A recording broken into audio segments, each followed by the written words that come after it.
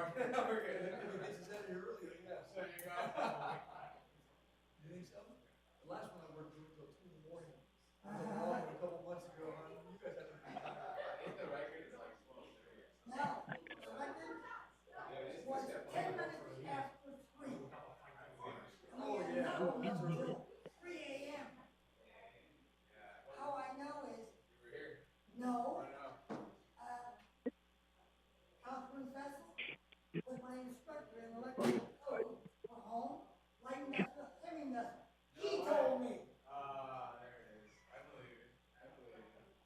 Yeah, hopefully. and believe it or not, you know, physically I live in Anaheim, I mean in Costa Mesa. I'm a registered voter here in Anaheim, in a P.O. box. And I'm trying to get moved up this way. And I got a couple things I want to say. And believe it or not, I was gonna do a freeze-out. But I have to do it in public, but I can't, you know. Due to the rules, I got my shot, I'm gonna not do my presentation, unless you guys wanna hear it.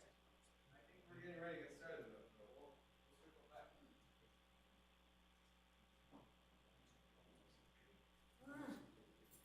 Okay.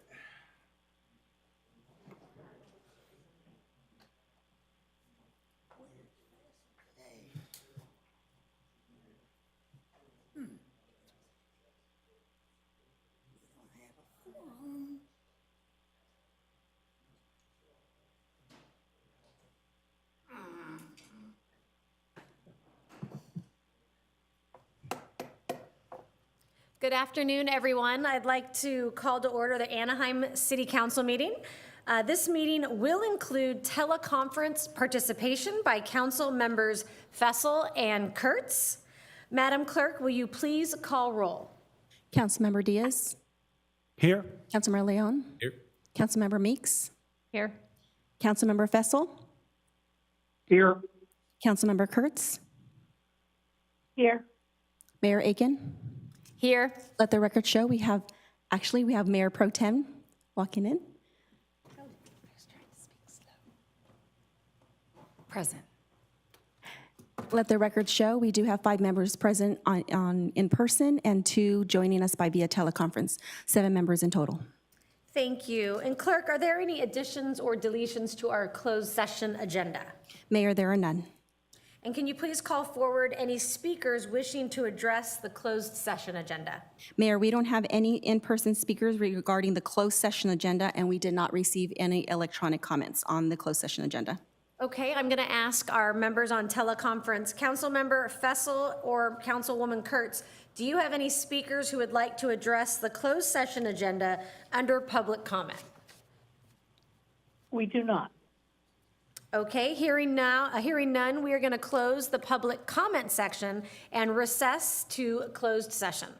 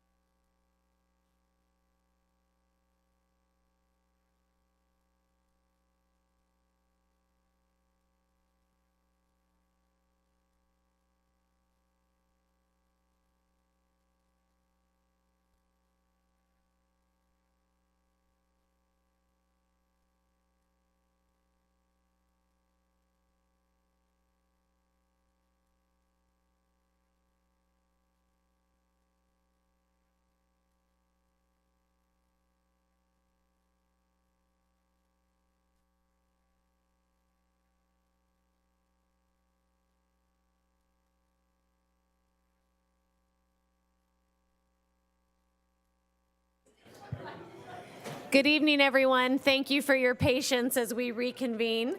So I'm gonna reconvene the Anaheim City Council meeting back to order. This meeting does include teleconference participation by council members Fessel and Kurtz. Clerk, can you please call roll? Thank you, Mayor. Councilmember Diaz. Here. Councilmember Leon. Here. Mayor Pro Tem Bubacalva. Here. Councilmember Meeks. Here. Councilmember Fessel. Here. Councilmember Kurtz. Here. Mayor Aiken. Here. Let the record show we have 7 members present, 5 in the chambers, and 2 participating via teleconference. The first item on our agenda is an invocation that will be offered this evening by Imam Mohammed El Zayed from the Islamic Institute of Orange County. Following that, I'm going to ask Councilmember Leon to lead us in the flag salute. So if our Imam is present and ready, you may begin when you are ready, sir.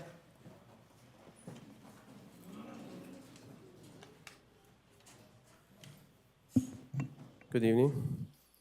Let's pray with attentive and awakened heart.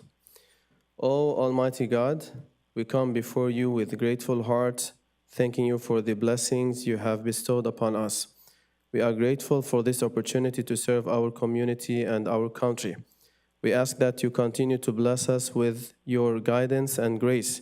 Help us to be worthy of your mercy and blessing. O merciful God, we pray that you guide us in our work for the betterment for our community and our country, and help us to always act with kindness and compassion. O God, we ask that you guide us in our search for the truth and knowledge. We pray that you help us to discern with what is right and just, and to act accordingly. We ask that you grant us the wisdom and courage to stand up for the truth, even in the face of adversity. O God of our land, we ask that you help us to provide whatever we can do for the betterment of our community and our country. We pray that you guide us in our efforts to serve our fellow citizens and to make our country a better place for all. O God, we ask that you help us to spread peace and love among our people. We pray that you guide us in our efforts to promote understanding and harmony, and to build bridges of friendship and cooperation. We ask that you grant us the strength and courage to work towards a world where all people are treated with dignity and respect. O God, we ask that you grant us leaders who are truthful and just. We pray that you guide our leaders in their decision-making and help them to act in the best interest of our community and our country. We ask that you give them the strength and wisdom to lead us towards a better future. O God, we ask that you help us to come together as one people, united in our pursuit of truth and justice. We pray that you help us to overcome our differences and work together a common goal. We ask that you guide us in our efforts to unite our nation and to build a better future for all. Amen.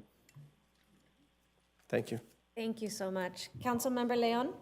As we salute our flag, we want to remember especially all our healthcare workers and first responders for all their work and efforts in keeping our communities safe. I pledge allegiance To the flag of the United States of America and to the republic for which it stands, one nation, under God, indivisible, with liberty and justice for all. God bless America. Father, Son, and Holy Spirit.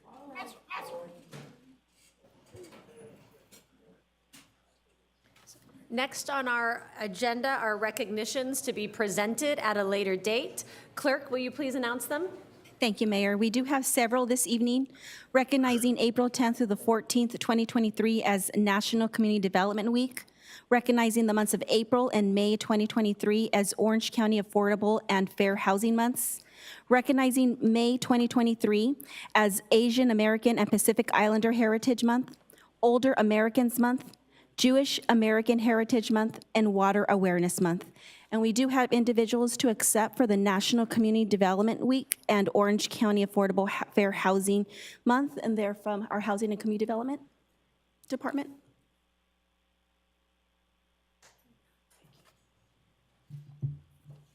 Test, test. Good evening, members of the City Council and audience. My name is Eric Chavira, and I'm with the City of Anaheim's Housing and Community Development Department. I'm accompanied here by my colleague Zainab Yunus. It is our pleasure to accept the proclamation for the National Community Development Week and the Orange County Affordable and Fair Housing Months. On behalf of our department, we would like to thank you all for helping us recognize these two important months and week. In recognition of these vital programs and services related to affordable housing and community development, we would also like to extend a thank you to staff, subrecipients, service providers, and any other individual that allows us to create a positive impact for the City of Anaheim. This year, the National Community Development Week was celebrated from April 10th through the 14th.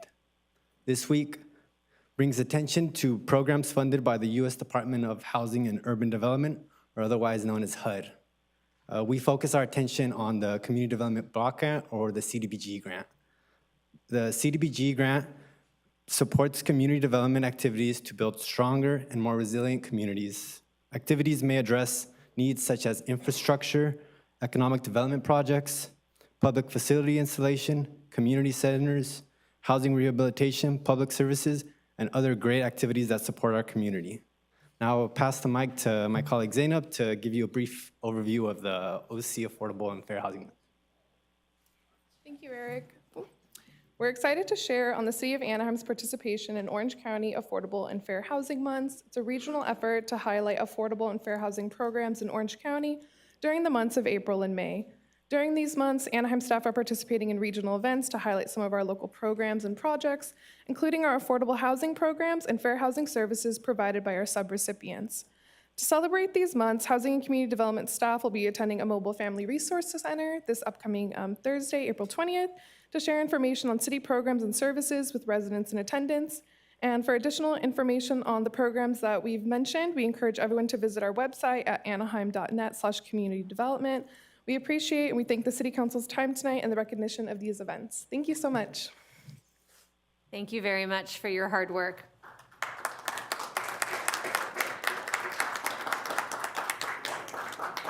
And we should also have a representative from the Public Utilities Department to accept the proclamation for Water Awareness Month.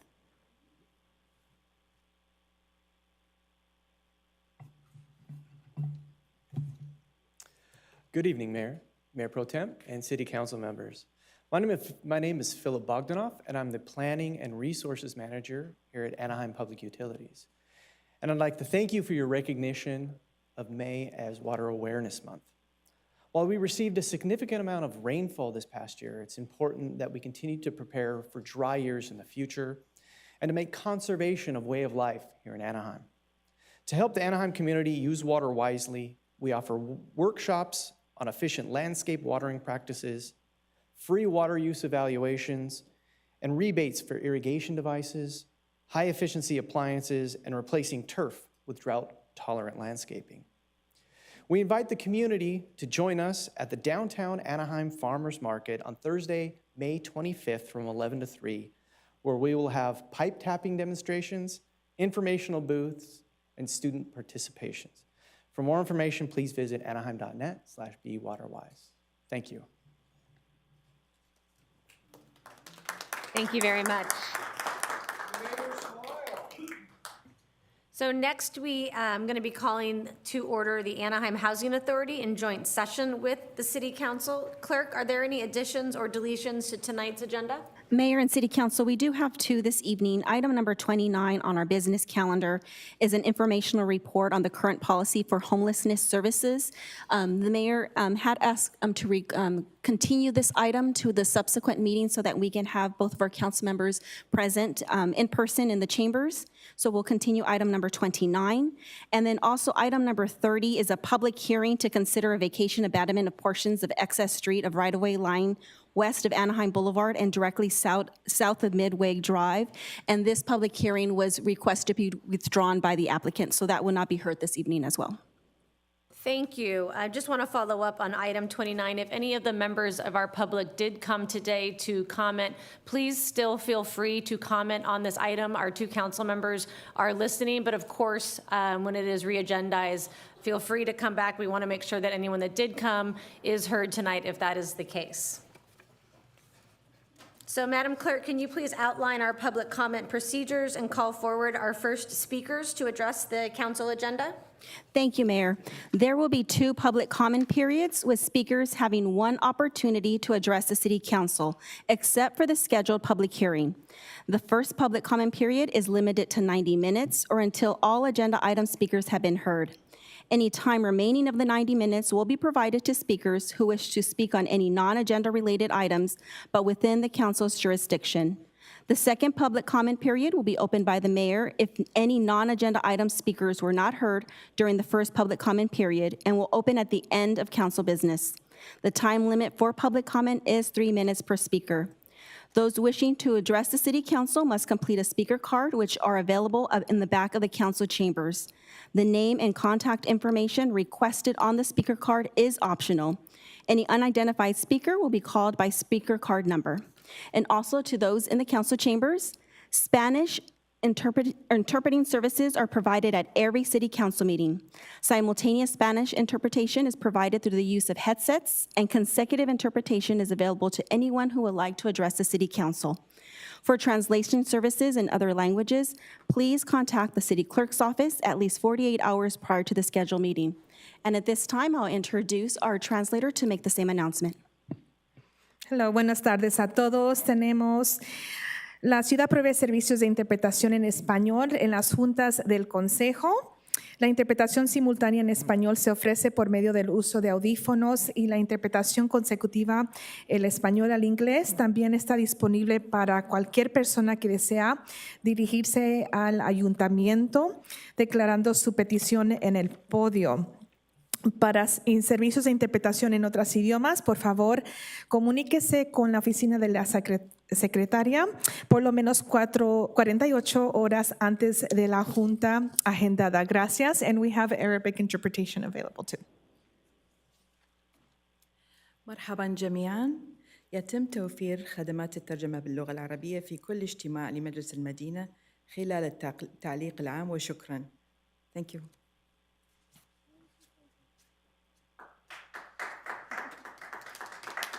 At this time, on behalf of the City Council, we would like to remind the public that Anaheim remains committed to freedom of speech, and we ask that speakers address the City Council with civility and refrain from making personal, threatening, abusive, slanderous, or profane remarks towards any member of the council, staff, or general public.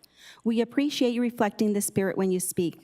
The time now is 5:37, with a 90-minute public comment period set to conclude at 7:07, or until all agenda item speakers have been heard. We do ask speakers to line up at the podium once they see their name appear on the projection screen behind me. And if we can ask the first speakers to step forward, Paul Hayek, and we have 3 speakers addressing agenda items, Mayor and City Council. The first speaker, Mr. Paul Hayek. All right, we need to get these facilities inspected. I have a friend that's staying at the studios. She got bed bugs. We need to get them sprayed at least once a month, and we need to inspect all the shelters in Orange County, whether it's a county, if it's in the city, we need to do a walk-in inspection. They're not letting any of the handicaps use any of the ADA bathrooms. They're making them all staff only. And I think we have other issues at Kramer, and that we need to watch where our money goes. Item number 21, we need to let them bring in, or encourage them to bring in, interns to be the nurses in all facilities. They're not doing it. I think we have somebody running undocumented, illegal drugs, and their drivers are not properly licensed for what they're driving.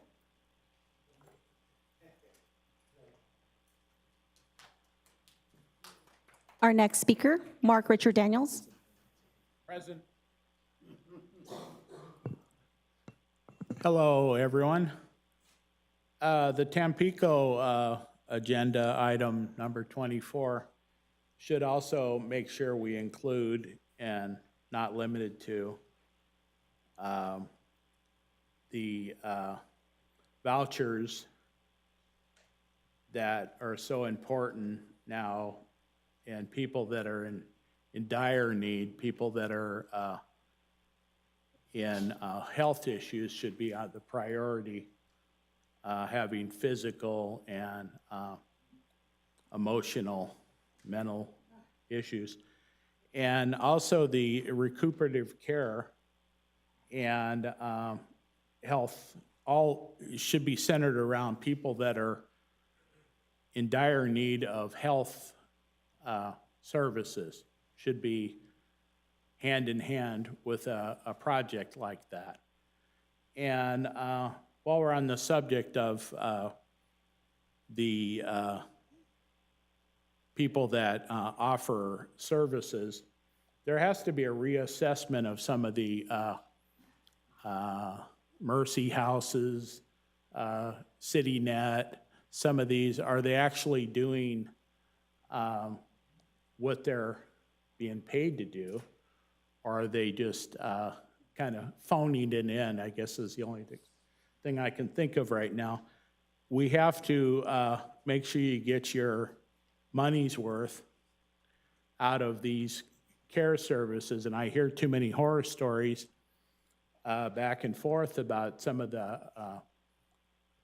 things that are provided or not provided, or, you know, it seems kind of ambiguous there, what their needs and people in the street and people that are on the edge of being in the street. What are their needs? We have to focus on the needs of the community and those that are in most need. And that's insecure food. What's going to happen next week? Are they going to get evicted from their, if they do have an apartment or a motel? We're doing the motel conversions on Beach Boulevard, but then, you know, what happens? And God forbid we go through another pandemic. But a lot of things to consider, that we have to make sure that these people are provided for in the best way possible in this day and age. In the greatest, richest country in the history of the planet Earth, we can do a lot more than we're doing. Thank you very much. Next speaker, Mike Robbins.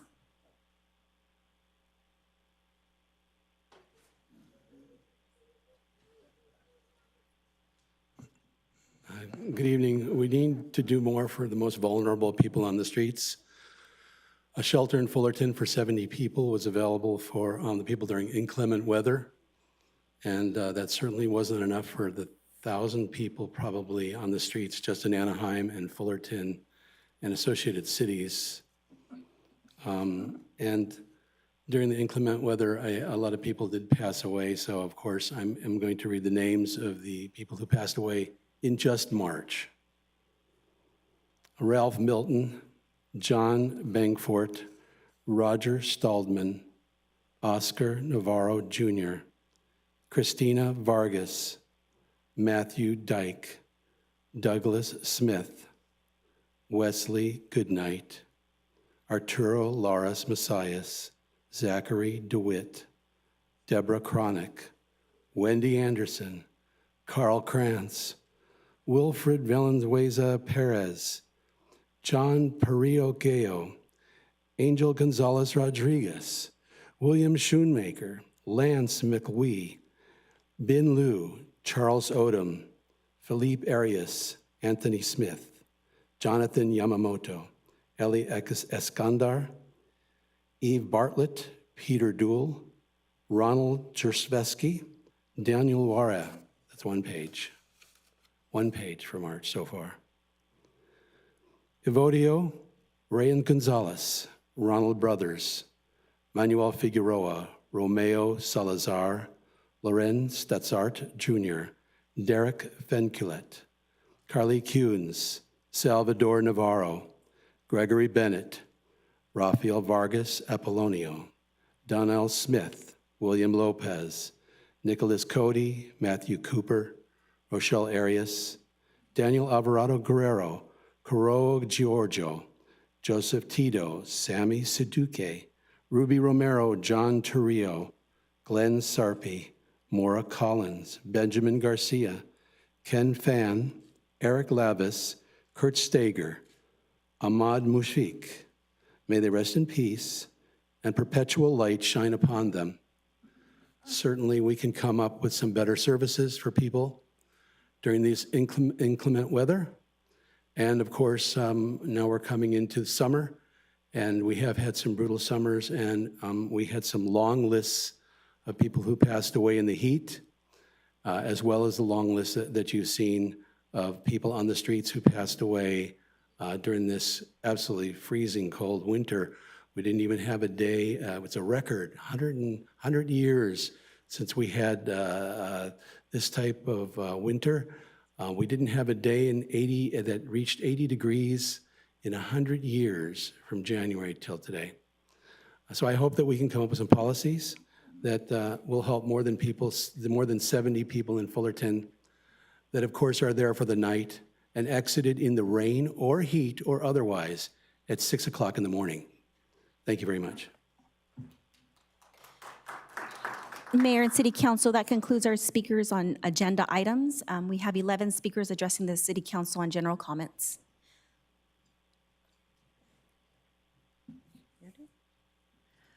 Mayor Aitken and members of the City Council, my name is Janice Heckel, and I am proud to represent the Anaheim Community Foundation as their Executive Director.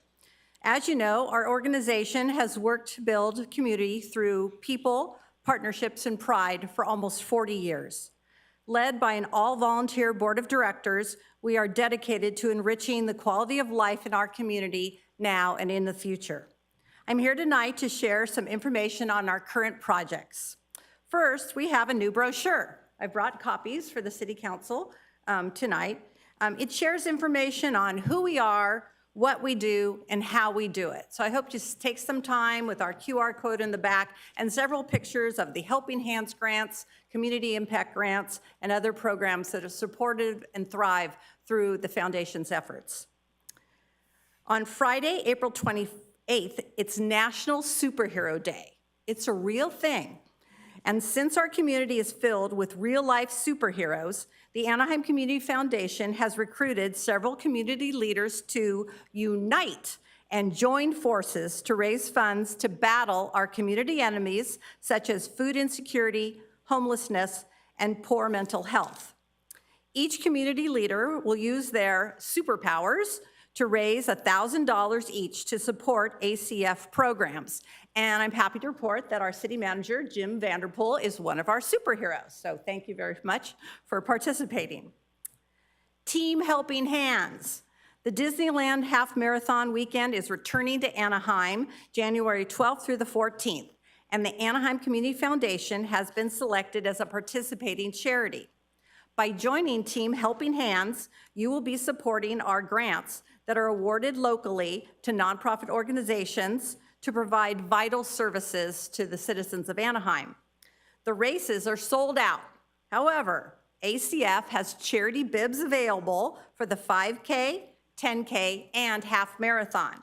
Anyone interested in participating can go to our website for more information or to register at www.anaheimcf.org. And lastly, we are so honored to be the hosting charity for Mayor Aitken's first State of the City Luncheon. The event is being held on Tuesday, May 23rd from 11 a.m. to 2 p.m. at the City National Grove of Anaheim. For tickets or to become a sponsor, please go to our Eventbrite platform. We hope to see everyone there, and everyone in the community is welcome to attend. Thank you for your continued support of our mission. We certainly appreciate it, and we look forward to coming back regularly to report on more of the good work that Anaheim Community Foundation is doing in Anaheim. Thank you.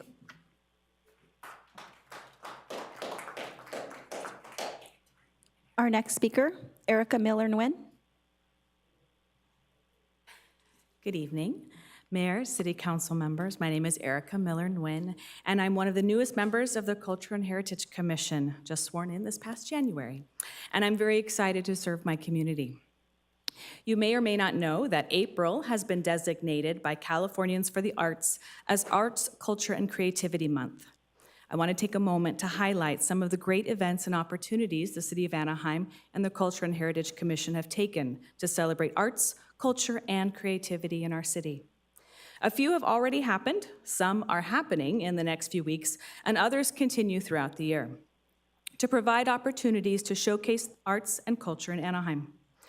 Approval of the city's public art plan by the City Council in February, recognition of National Poetry Month at the April 4th City Council meeting, Anaheim Poetry Review Anthology launch on April 11th, AnaCon at Central Library on April 15th, Art with the Muck for seniors at East Anaheim Branch Library coming on April 25th, Open Mic Night at Central Library for all ages, open to performers every month, as well as events that highlight our city's culture, heritage, and love of the arts, such as Cinco de Mayo, Children's Art Festival, Black History Parade and Unity Fair, Dia de los Muertos, and Fall Festival, to name a few.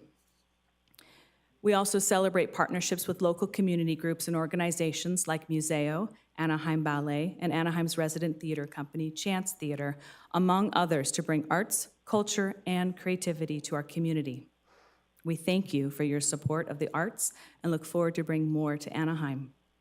And I'd also like to share with the council the exciting news that Anaheim's resident theater company, Chance Theater, took home 14 awards last night at the second annual Orange County Theater Guild Awards, including top honors for Best Production of a Play for Cry It Out and Best Production of a Musical for Next to Normal.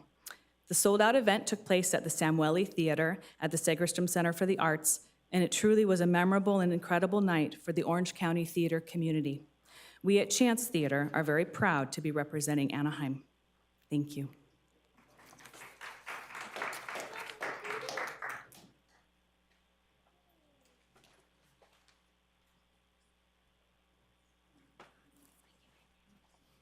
Good evening, Madam Mayor, City Council, City staff, beautiful people watching and beautiful people in the audience tonight.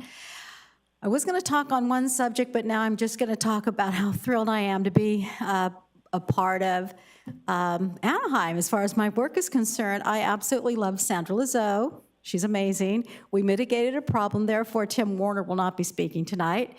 But what I would ask is, if it's not already been decided, if items 21, 22, 23, and 24 can be pulled for further discussion. I'd like to know a little bit more about that. And also, as a homeless advocate, I had 3 things fall into my lap like past several days. One of them was one of my people started smoking fentanyl. I was looking for a detox bed and called Be Well. They said they didn't have any beds. That's a problem. We need detox beds. Also, the population that seems to still kind of be out there, that's a little more difficult to help, but I'm still doing what I can, are those that would absolutely benefit from permanent supportive housing, project-based vouchers, project-based developments. So I believe that the Studio 6 is going to be permanent supportive housing, and looking forward for hopefully the Tampico also following suit. Thank you.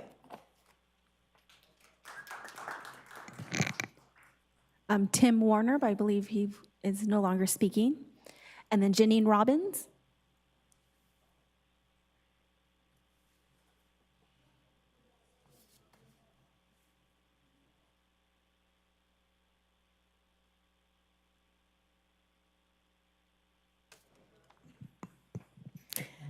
Good evening. I am very curious, and I hear it from all over the city, as to why this city would even consider another deal with Artie Moreno. It makes me wonder if we have another scenario of some backroom deals going on. In addition to being corrupt, as we have seen in his dealings with former disgraced Mayor Harry Sidhu, Artie Moreno is an owner who has bailed on his current obligations to the city. He has failed to meet the requirement to maintain Angel Stadium as a world-class stadium. By failing to meet this one requirement, he has actually defaulted on the lease, and the city of Anaheim should be taking action against the Angels organization. Yet I have seen nothing about this. Just as the Angels cannot be called a winning team, the stadium itself cannot be called a world-class stadium. There was a recent ranking of the stadiums. There are 30 MLB stadiums. 3 of the best-ranked stadiums are here in California. In fact, the number 1 is San Francisco. Then we have the Padres in San Diego and the Dodgers in LA. This article ranked Angel Stadium as number 26 out of 30. Number 26 out of 30. This is not something to be proud of. The article said, and I quote, "One of the oldest MLB stadiums around, Angel Stadium of Anaheim reflects the $24 million investment, which translates into $221 million today, put into its construction. While its location provides some convenience, there is very little to brag about once fans get inside. Walk a few minutes and it becomes evident in the worst ways that this ballpark is nearly 60 years old. Fans hoping that new ownership would lead to a future stadium were certainly crushed when Artie Moreno kept the club." I think it's about time, when you are considering the stadium property, that the law is obeyed. And that stadium property is surplus land. It should be used for affordable housing, should be used for workforce housing, to house the future minimum wage employees of the OC Vibe project. The stadium itself should be used for soccer, which is fast becoming the #1 sport in America, not even considering that it is #1 worldwide. Please, you guys, use the property for housing.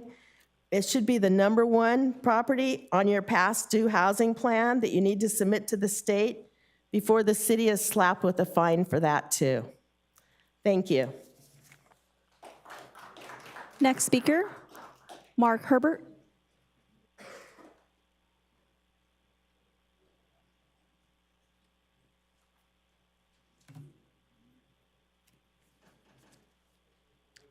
Hi, I'm Mark Herbert.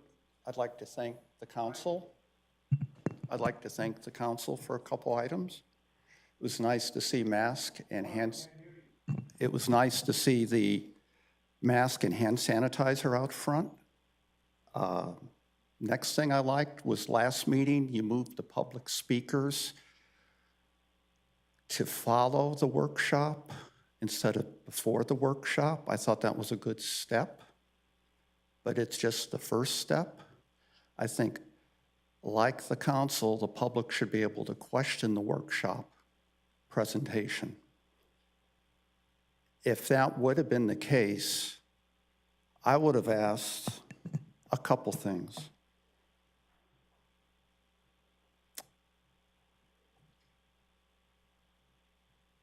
Let's see here.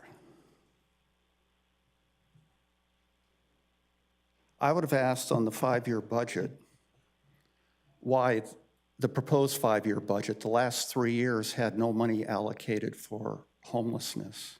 It was 3 zeros. I found that odd. I guess it's going to be solved in the next 2 years. The other point was Councilmember Fessel mentioned the Riverwalk Park that's being planned, I guess. And he said it's going to go from Ball Road to Orangewood. That didn't make too much sense to me. I would think you would start it in a residential neighborhood, like the church property at the corner of Rio Vista and Sunkist. Instead, as it stands now, is going to open to a private interest, the OC Vibe, and the parking lots of Anaheim Stadium. Those aren't 2 images I think of when I think of a park. Not a good look, at least to me. Now I'd like to move on in my last minute here to the concept. I guess I'm old-fashioned, but I think there is something to the saying, time is money. And when I was noting the council's meeting last couple weeks ago, it was 90 minutes long and 18 minutes were for council communications. That didn't seem a good ratio to me. It's not the ratio of public speakers to the length of the council meeting. The other thing is when emails are addressed to the Planning Commission or council members, I don't think it's too much to ask to be acknowledged with an email, even if it's a form. My experience is you get nothing. It's like speaking into an empty void. I don't think Artie Moreno gets that response when he sends an email. Mr. Herbert, I'm sorry, your time is up. Thank you. The next speaker, Cecilia Flores.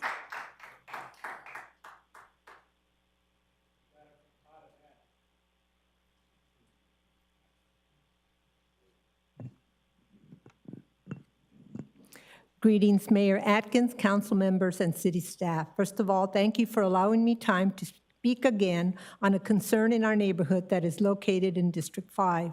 I know you have a lot on your plate to try to resolve, like housing, traffic, the budget, crime, and now potholes.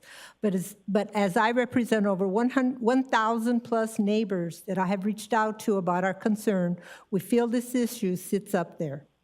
I have come out before and spoken against this issue in the past, but I feel sometimes no one is listening to us. The issue is a charter school wants to open where presently a church resides at 2780 East Wagner. The area only has one entry, and that's a big concern due to its location, where Rio Vista and Wagner meet. Also, this will bring high traffic jams, parking problems to nearby neighborhoods, raise noise level, and block people from parking and using the Coves Trail, just to mention a few. If this project is approved, it will affect the safety of our neighborhood as well as change our daily lives forever. The school also wants to tear down the play area and build a 2-story building to add more students. This way, they can open its doors to over 500 plus students and staff and have the ability to increase the number of students by converting the church to classrooms. We truly believe the area is not a safe place for a school or the residents who live nearby. We have been contacted by a church who wishes to purchase the property and keep it as is, and even go as far as allow the city to keep the police on hand and to allow a community center or senior center to open. Presently, we have 4 elementary schools, 1 junior high, and 1 high school in our area. I've spoken to the schools and found out that due to the low number of students that live in the area, schools, especially Gwynn Elementary, are busing in students from other areas, meaning this charter school will focus on students outside our area to fill their capacity. Now it's not going to be a community school. We really don't want to see the use change from a church to a school, since the church's business hours do not conflict with high traffic times. The residents truly believe a better use of the property, since our community has a large number of seniors and would serve everyone, would be to open a community center or senior center, since our district has none. We keep hearing the charter school has rights, but what about the rights and safety of the residents? All in all, we believe the area, due to its location, is not a safe place for a school, especially trying to squeeze in 490 plus vehicles in a lot at the same time with only one access. This project only needs planning approval. If approved, we are asking you to pull the project to address our concerns at a council meeting. We would like to see something that will serve the community, not just one individual or people outside our community. I invite you to go out and see the location for yourself. Thank you. Next speaker, Samantha Marquez.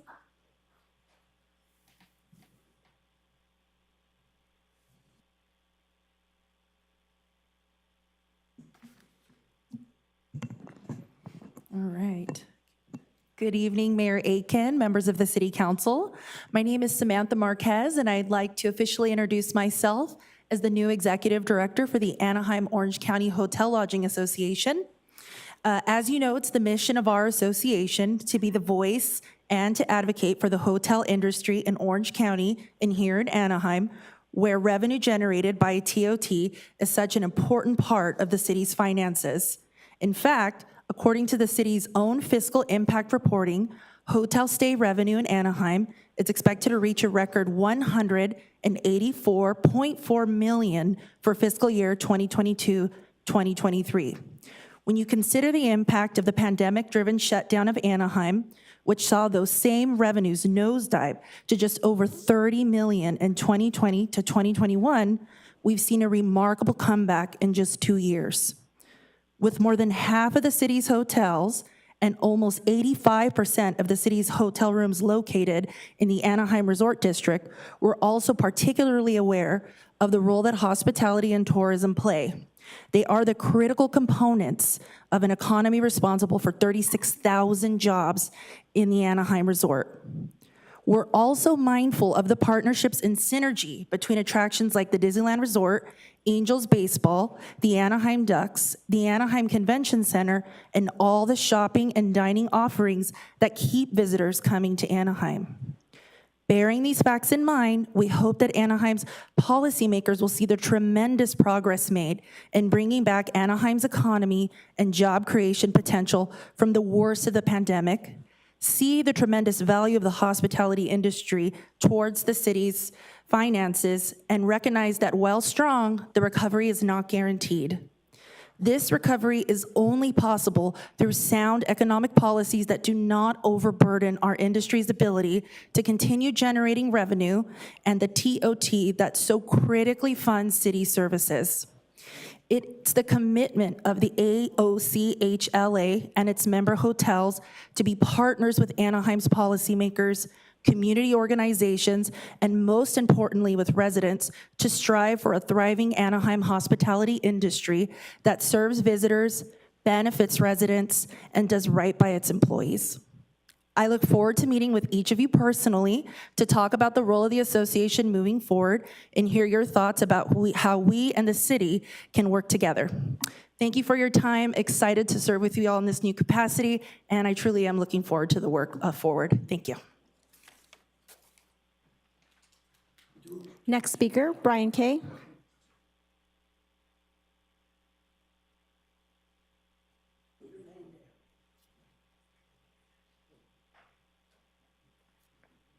Happy day.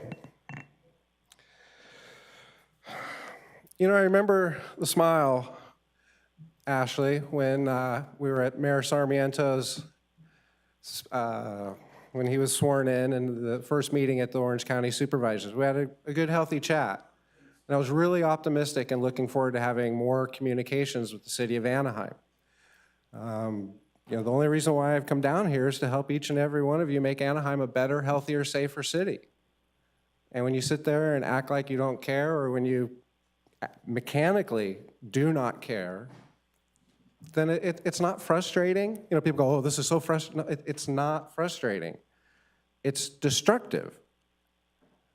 You know, we have a police department that's made up of 88 to 99% good, honest, hardworking American people.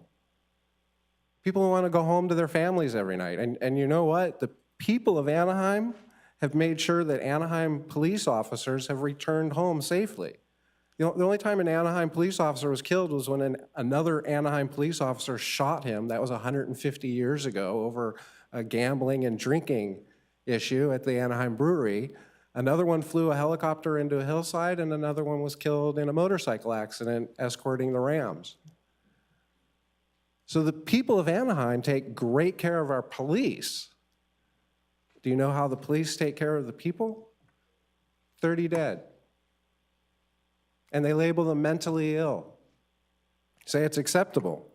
So, you know, when I brought that up, please understand at the supervisor level, I championed you and I tore into Don Wagner because he allowed that to happen and forced that to sit on your desk. Yes, I understand you rubber stamped it. You thought nobody would allow something so horrible to happen, but I think the people of Anaheim are expecting something a little better. I mean, earlier you smiled at this meeting when they were talking about affordable housing. Are you inviting people to live in an area where if their child is sodomized, the police will say that's okay?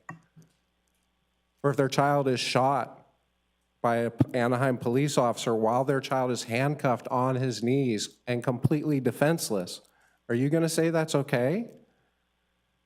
You know, we The people of Anaheim voted for you. We stood behind you. We took the time to elect you because, well, you're you. And we love you. We hope that you would return that same investment in the city of Anaheim. Now, it feels like maybe I'm singling you out, but that goes for each and every one of you. And Jose Diaz, you clearly don't care. You've never sat up and respected the people of Anaheim. I presented a very important petition. I still don't have one answer.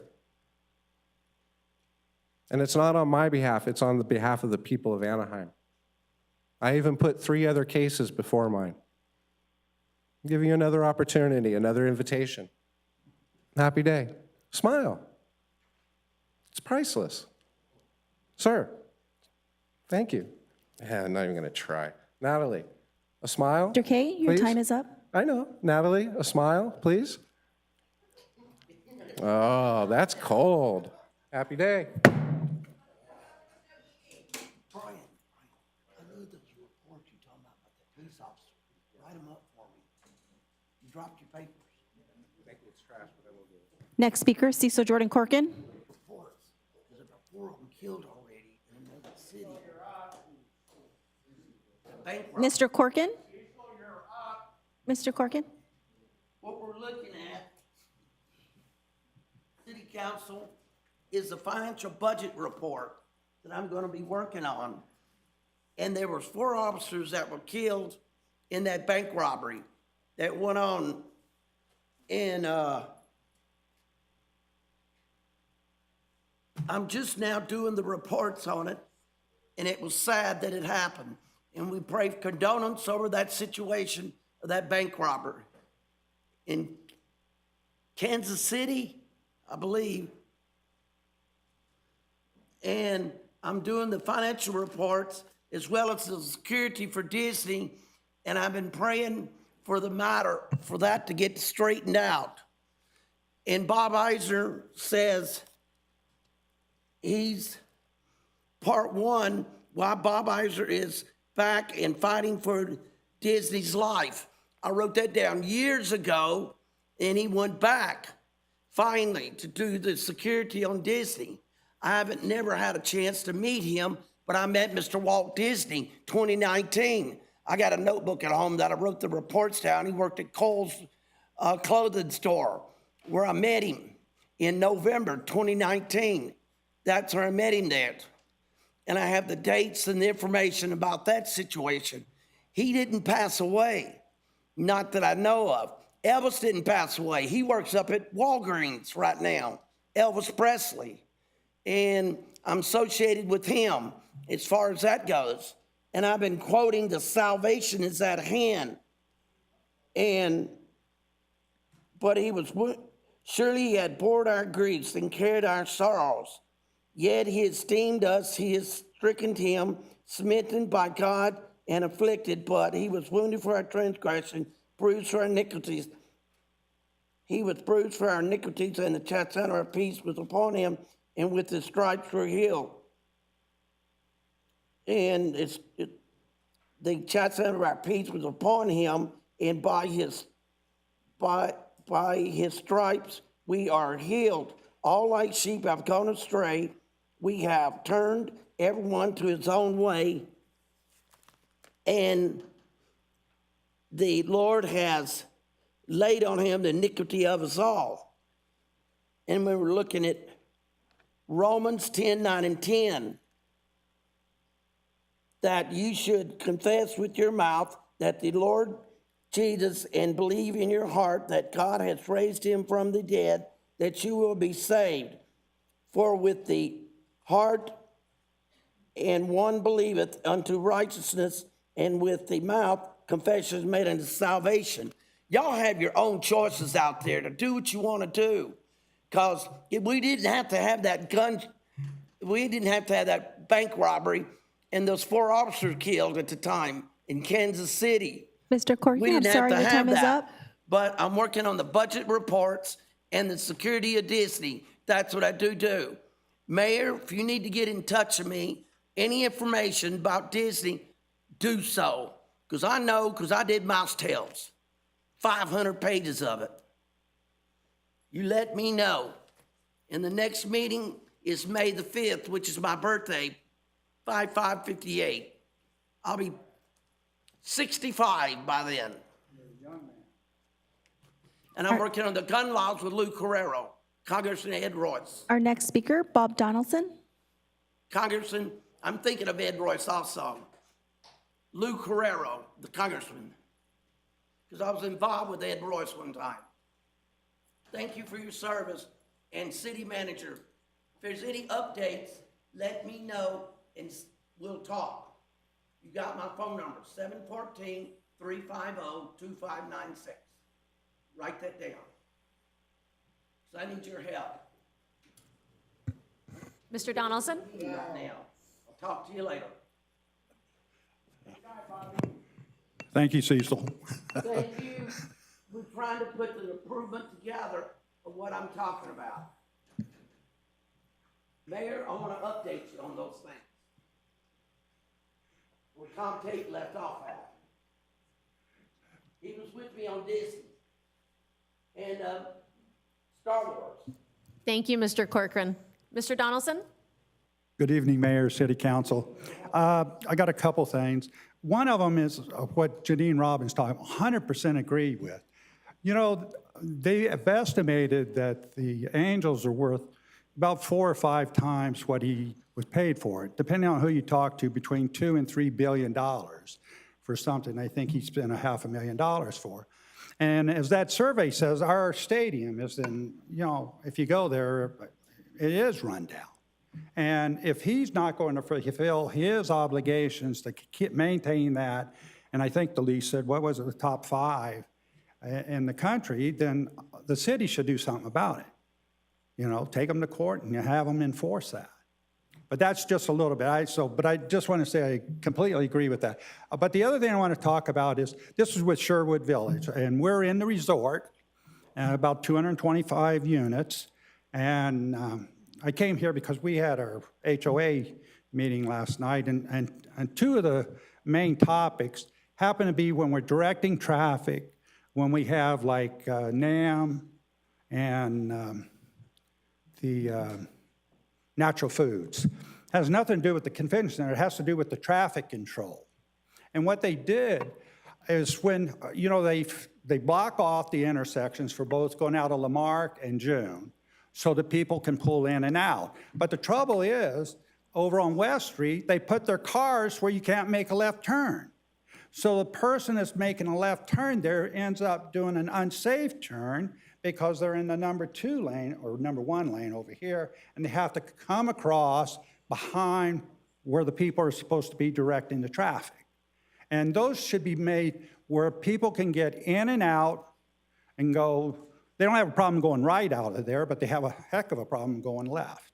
And it should be safe when they do it. And that was a big complaint that we had last night.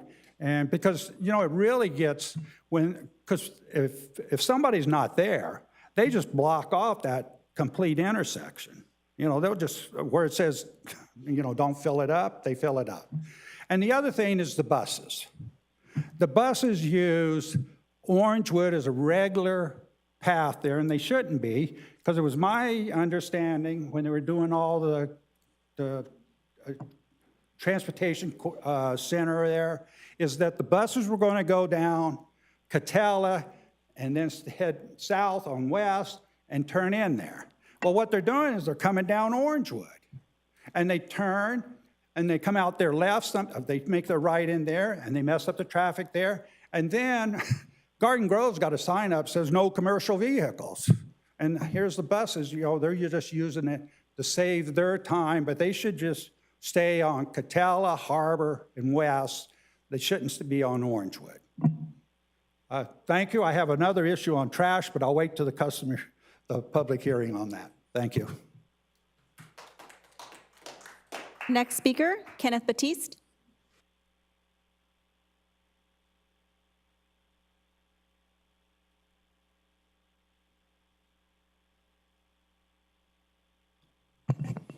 Hello, everyone. Giving honor to God, those on the dais, serving the God of the people. We just had somebody in here from the Hotel Lodge Association talking about 22, 23, $180 million. Well, TOT is supposed to go ahead and pay the $100 million a year for the parking lot. So that put us $20 million in the hole. So where does that come from? It comes from our general fund. So they're not doing us a real big favor. They're not even paying back the debt on the parking lot. We are $3 billion in debt. Let's make sure we get it straight. Rent control is needed. Do you know most of the people that was evicted were Hispanic? And we have 4 Hispanic people on our dais. I used to work in East LA for 25 years almost. La Familia. Yeah, you know what I'm talking about. Is that the way you treat your family? Evicted, out. Have you ever seen 2 cars filled up with belongings and children and the family together? I have. It is a terrible sight. Ms. Meeks, your promise was to keep education real supportive. Your district is breaking down. Your trustees are tearing it apart. 97.4. And they want to put a whole bunch of charter schools, which we're talking back to that subject, is charter schools. A charter school where you got Juarez, Benito, Quinn, you got Catella, you got South, you got Sunkist, and you want to put a charter school in the middle of that. Don't make sense. Sound like you're trying to tear your educational system apart. Here we go. Sale of Angel Stadium. Nobody's selling their stadiums. No other city in the United States is selling cities. Did you see the game last night with the Golden State Warriors in Sacramento? Sacramento, it was a great game. They're waiting for the excitement. We need to consider things like Dr. Knowles Music Center that would bring in multiple jobs, more than what the Angel Stadium, it would bring it into the city. Another thing we need to do is renegotiate. We need to go ahead and have negotiations that don't give 10-year leases to the Angels for $1 billion while we get $2 million. Last thing, do what's right by its employees. We need campaign reform. We need the gate tax. But we don't expect the people that's in charge to go ahead and do that. So we have to do it ourselves. A lot of people are working hard. We have to educate them on what's really going on in the city of Anaheim. Thank you. God bless. Be safe. Thank you. Mayor and City Council, that concludes all our in-person speakers. And noting for the record, we did receive public comments electronically. 5 were general comments, and 1 was related to agenda items agenda item number 2 and 22. And those were posted and distributed to the city's website. Thank you. I'm going to turn to Councilmember Fessel and Councilwoman Kurtz. Do either of you have any speakers who would like to address the council under public comment? We do not. Okay, with that, then I'm going to close the public comment portion of this meeting and move to council communications. If any council member has communications that is present in the room, and then I will turn to those on the phone. If anyone has any council communications, please let me know. I will start with Councilwoman Meeks, and then Councilmember Diaz, Councilmember Leon, and our Mayor Pro Tem. First, I just want to acknowledge that our U.S. House of Representative Young Kim opened an office here in Anaheim. It's our first federal representative like that has an office in Anaheim. It's out in the East End, and I hope people can take advantage of that convenience. And then also we had an opening of a new cafe out on La Palma, Biana Cafe, it's ribbon cutting. Also like to acknowledge the upcoming Library Foundation luncheon on the 30th of this month. So if people are interested in that, they can look on the website. So that's it. Thank you. Councilmember Diaz? Thank you. Teresa? All right, for tonight, in District 1, the small business feature, I want to talk about AM Thai Fusion Cuisine, located at 2941 West Bow Road, close to Beach Boulevard. It was recommended by West Anaheim Police Team, and it's a good reason for that. They know where to eat, and it's a good place, good customer service, good food. I strongly recommend it. It's like 99.9% of the restaurants in West Anaheim is owned by immigrants, and I'm very proud of that. Also, Teresa, last Friday I joined the city manager and many of the Rebuild Beach Boulevard team to walk the neighborhood of Luxor and Lincoln. This is a neighborhood behind the West Anaheim Youth Center, above the Schweitzer Park. This is a neighborhood in great need. I thank the team and the city manager to work with me every street, to talk to neighborhoods, to propose solutions for this neighborhood. It's a lot of crimes, a lot of poverty, and it needs attention. And the team is looking for solution for this neighborhood. Thank you, City Manager. I'm proud of you and what you're doing here. Finally, save the day. The next Rebuild Beach Boulevard community meeting will be Saturday, May 4 at 6 p.m. at the West Anaheim Youth Center. Thank you, Madam Mayor. Thank you, Councilmember. Councilmember Leon? Thank you, Madam Mayor. I want to start off by thanking the Sarang Community Church for the invitation to their annual Easter fair. They provided free food, haircuts, a number of other free resources, not only to their members, but also members of the surrounding communities. And so I want to congratulate them for that, a great event, good turnout. Also want to congratulate them on their 35th anniversary, which they just celebrated this last weekend as well. Look forward to continuing to work with them for the betterment of our communities. I had the opportunity to deliver some free Easter dinners to families across the county, including some in District 2. And I just want to thank Lisa Solomon, Teresa Razo, Gambalache Grill, all the volunteers and organizations that made that possible and really helped those deserving families. It was very nice to see their smiling faces and giving them an opportunity to share Easter dinner together with their families. The National Association of Music Merchants show was in town, brought thousands of visitors to our city. As a self-proclaimed band geek, it was a really cool opportunity for me to just attend the event, and I almost bought a new trumpet, but it didn't work out. So just want to shout out the Convention Center team for all of their efforts on a successful show. And also want to give a big shout out to the Anaheim Public Library team for putting together their Anacon event this past weekend. Really well attended, really cool information and resources for kids, and I got a chance to sit in on the story time a little bit, so that took me back to the Haskell Library days at Maxwell Park.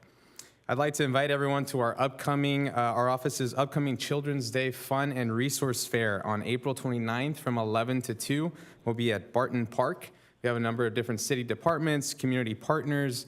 We'll have resources, games, and giveaways. So we look forward to seeing everybody there. Obviously, that invite is extended to my colleagues as well. So that's April 29th at Barton Park. And finally, Madam Mayor, it is bittersweet, but I do want to say thank you to Jonathan Davis from my office.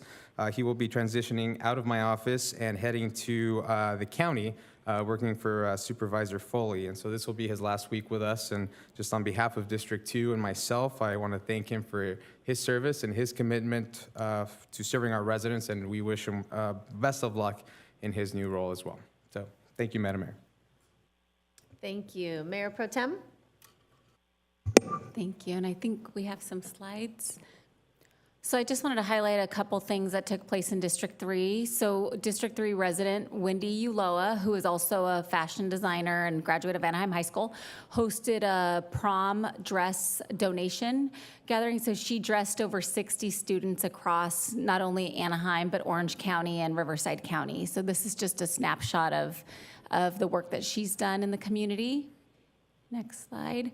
We also, I want to thank Neighborhood Services. They hosted, and I was able to attend a Neighborhood Services meeting. This was at the Sage Park area that is located in District 3. We had various nonprofits who were present. One nonprofit in particular that I want to highlight for members of the public is CalOptima. So we are in a redetermination period, and I know many of you may be aware that during the pandemic, you did not have to renew your Medi-Cal, but you will now, and if you don't, you will be at a loss of health care. So please pay attention to any communication that you might receive from CalOptima.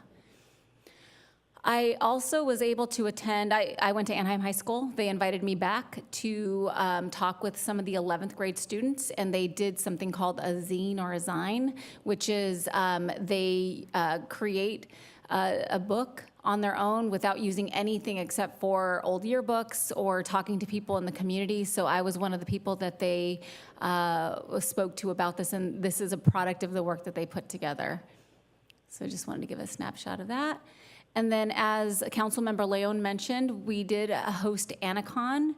I want to give a shout out to the library staff for thinking outside of the box. This was a really well-attended, no parking available at the Anaheim Central Library. It took place from, I think, 11 to 4 p.m. We had local businesses who were there and many people who are who love comics and other sci-fi. Next slide. And I also just want to point out at the top left is a resident of District 3 who's an author, Brian Fitzgerald, and he was one of the featured authors at this event as well. So I just wanted to make sure that we mentioned him. And then, of course, our wonderful library staff, Audrey, Tom, and then a few others.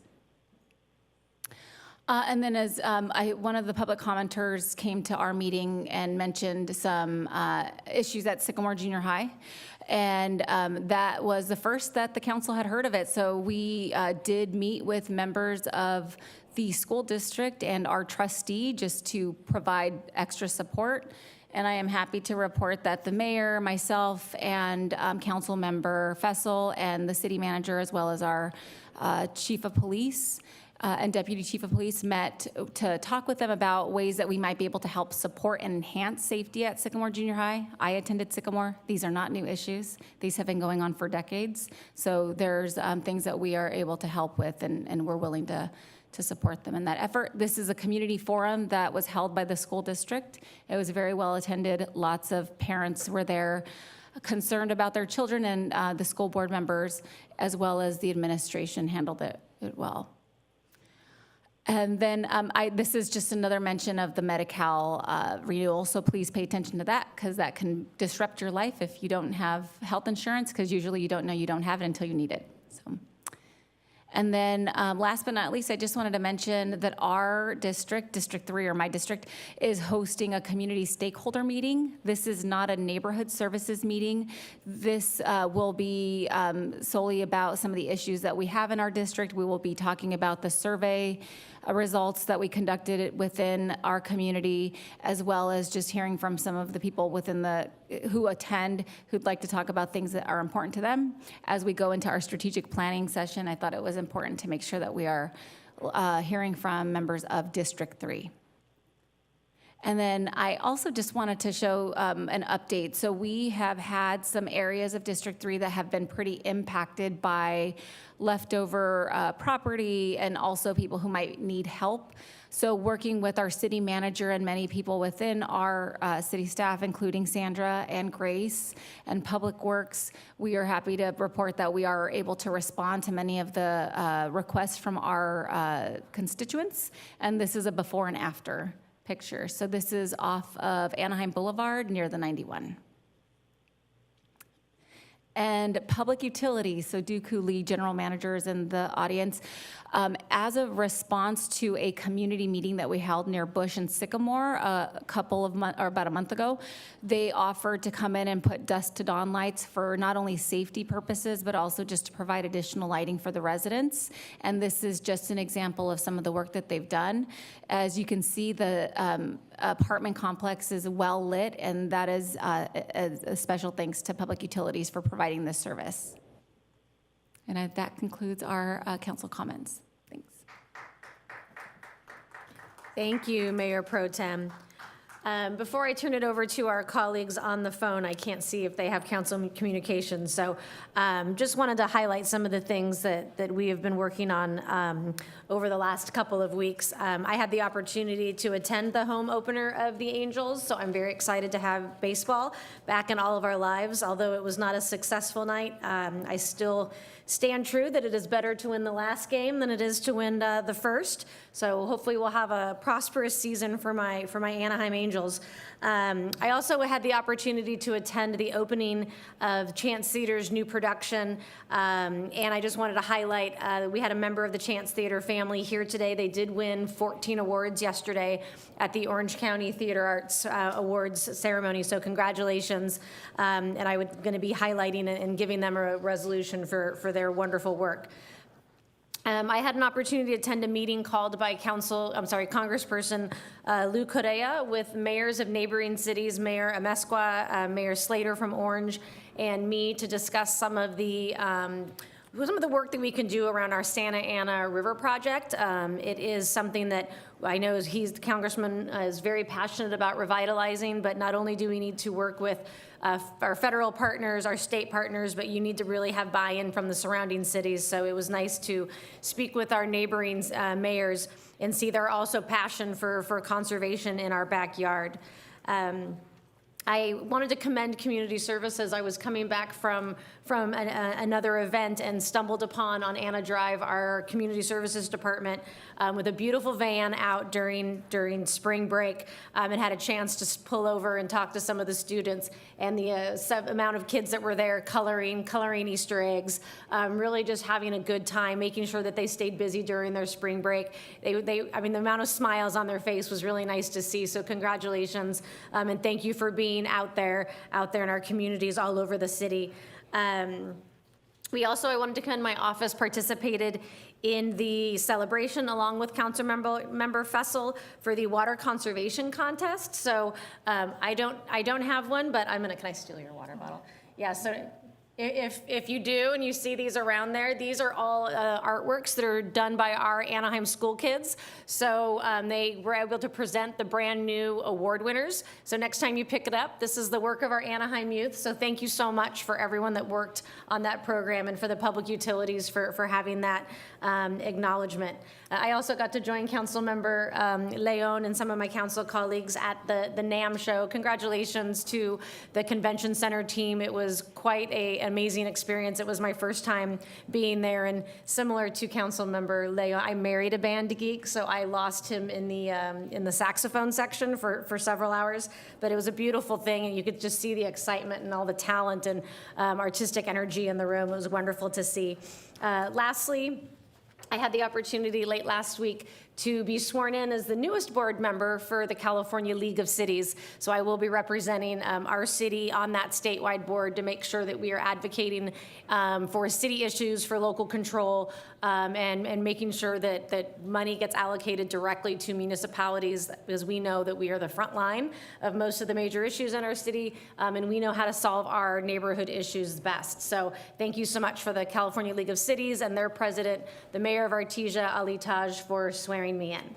So I want to turn it over to our council colleagues on the phone. I'll start with Councilwoman Kurt. Or do you have anything to share? And if not, Councilperson Fessel. Okay, I just have a few thank yous. Thank you, Madam Mayor. First of all, I want to thank Neighborhood Services for the mobile neighborhood services event they had in Ganita Lane.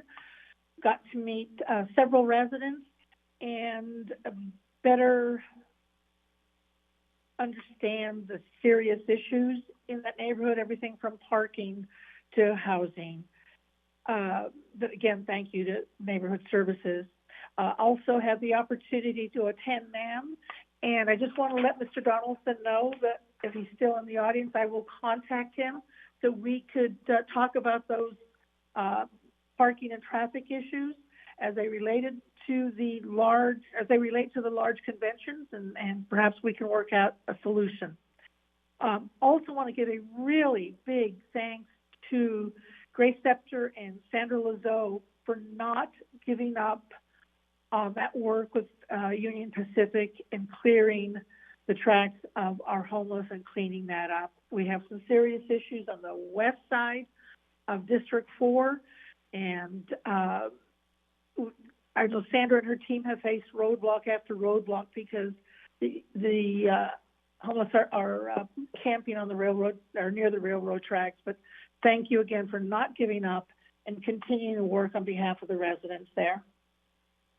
Councilmember Fessel? Thank you very much. Madam Mayor, I'd like to, if with your permission, to close the city council meeting tonight in remembrance of Dorothy Mejia Jordan. Dorothy was a columnist graduate of Anaheim High School, class of 1950. She was born, raised, and lived in Anaheim her entire life. She had a 30-year executive career with Hunt Wesson Foods.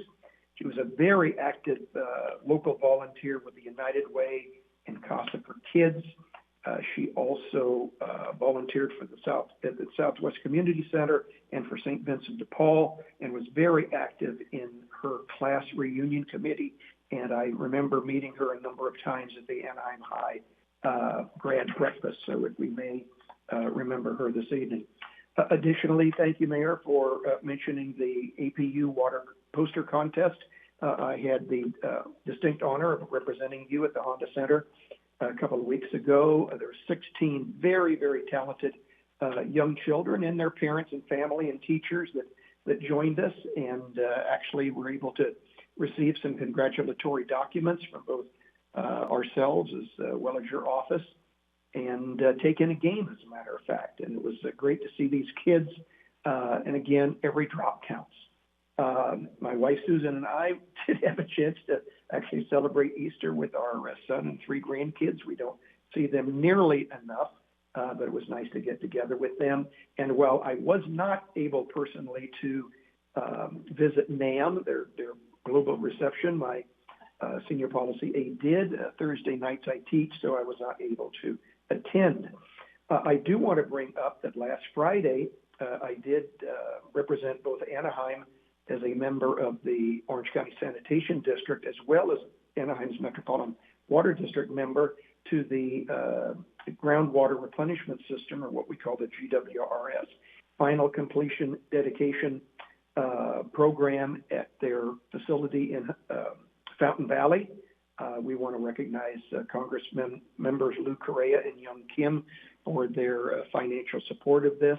That facility now produces 130 million gallons a day of very, very safe replenishment water that is both injected directly in the groundwater aquifer, as well as goes up the Santa Ana River and eventually percolates into the ground. That makes it the largest reclamation program of its type, not only in California or the United States, but the world. So congratulations to this project that finally came to complete fruition from the OC San and OC Water District. And then last Saturday, I spent about an hour and a half with a number of residents walking through our own historic Pearson Park, talking a little bit about its history, and I appreciated the opportunity to do that. Madam Mayor, thank you very much. Thank you, member. Thank you, council member. Now we're going to move on to our city manager's update. Mr. City Manager, do you have anything to report? Madam Mayor, I have 2 items this evening. The Anaheim Public Library is celebrating 65 years of mobile library service and Dia de los Niños. Drop by the Mira Loma Park Family Resource Center located at 2600 East Mira Loma Way anytime from 3 to 6 p.m. on Tuesday, April 25th. There will be STEAM activities, food, photo opportunities, book giveaways, prizes, and more. The event is free and open to the public. And from our planning department, this is peak coyote season. Some awareness and tips. As the city enters peak coyote season this spring and into summer, now is a good time to refresh your coyote awareness, learn their habits, and what you can do to avoid unfavorable encounters. The city has a coyotes management plan in place and a webpage dedicated to increasing awareness about coyotes in our community. The safety of our neighbors and their family pets remains a priority while educating on how to coexist with coyotes in our community. We encourage everyone to report coyote sightings to help us and your neighbors be aware.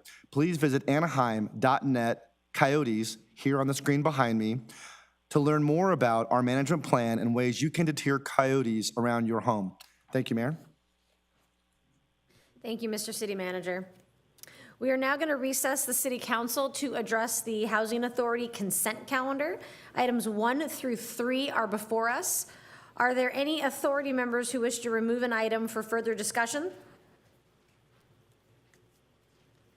Seeing none, I'm going to go to those on the phone. Authority Member Fessel, would you like to remove an item for further discussion? No, but I will make the motion to adopt the consent agenda. Okay, I'm just going to ask. I'm going to ask and assume because Councilmember Kurtz does not want to remove anything from the agenda. That is correct. Okay, so we have a motion on the floor to move the consent calendar. Is there a second? I'll second it. Thank you. And we are going to do a roll call because we do not have all members present in the room. So this might to give a little bit of grace and patience. Madam Clerk, will you please call roll? Thank you, Mayor. Authority Member Diaz. Aye. Authority Member Leon. Aye. Vice Chair Rupacalva. Aye. Authority Member Meeks. Yes. Authority Member Fessel. Aye. Authority Member Kurtz. Aye. Chair Aikman. Yes? The vote is 7 ayes, no nays. Motion carries. Thank you. So without objection, we are going to adjourn the Housing Authority and address the City Council agenda. So items 4 through 26 are before us. Are there any members of council who wish to remove an item for further discussion? I'm going to turn first to... Sorry, I thought I heard something. I'm going to turn first to Mayor Pro Tem Rupacalva and then Councilmember Leon, and then I will turn it over to our members on the phone. Can I have 6 and 22 pulled for staff reports, please? Items 6 and 22 are removed. Councilmember Leon.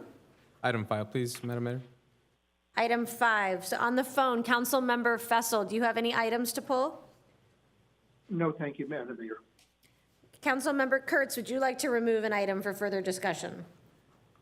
Yes, ma'am. Item 8. Item 8. So we are pulling items 6, 22, 5, and 8. Is there a motion to move the remainder of the consent calendar? I'll move the remainder. Second. Thank you. There's a motion and a second. Clerk, will you please call roll? Councilmember Diaz. Aye. Councilmember Leon. Aye. Mayor Pro Tem Rupacalva. Yes. Councilmember Meeks. Yes. Councilmember Fessel. Aye. Councilmember Kurtz. Yes. Mayor Aiken. Yes. Let the record show we have 7 ayes, no nays. Motion carries. Thank you. So I'm going to start with our, I'm going to do these in order. So Councilmember Leon, you asked to pull item number 5. Do you wish to hear a full staff report or did you have a specific question? Brief staff report, please. Thank you for this item. It's a recommendation to amend our budget. Our current fiscal year budget is $639 million, and so this $48 million would be a 7.5% increase. During this fiscal year, wholesale energy prices and the cost of running power plants have increased in large part due to significant increases in natural gas, which many of us have experienced in our homes and businesses. Because we have sufficient supplies to cover our customers' needs, we provide wholesale energy for any excess energy when the state grid operator needs it. In other words, wholesale sales are made to other utilities, not to our customers. It's important to note that we do not profit when we sell wholesale energy. There are very specific rules and regulations in place following the energy crisis in the early 2000s when companies like Enron were found to be engaged in market manipulation. We simply recover the cost to run our plants, and in this case, it costs more to run the plants because of elevated natural gas prices. And since the increased expenses are offset by increased wholesale revenue, there is no resulting rate increase to Anaheim customers. Our goal is to provide reliable service at an affordable cost, and we manage our power supplies to focus first on Anaheim customers and second to support the regional grid. I'd be happy to answer any questions you may have.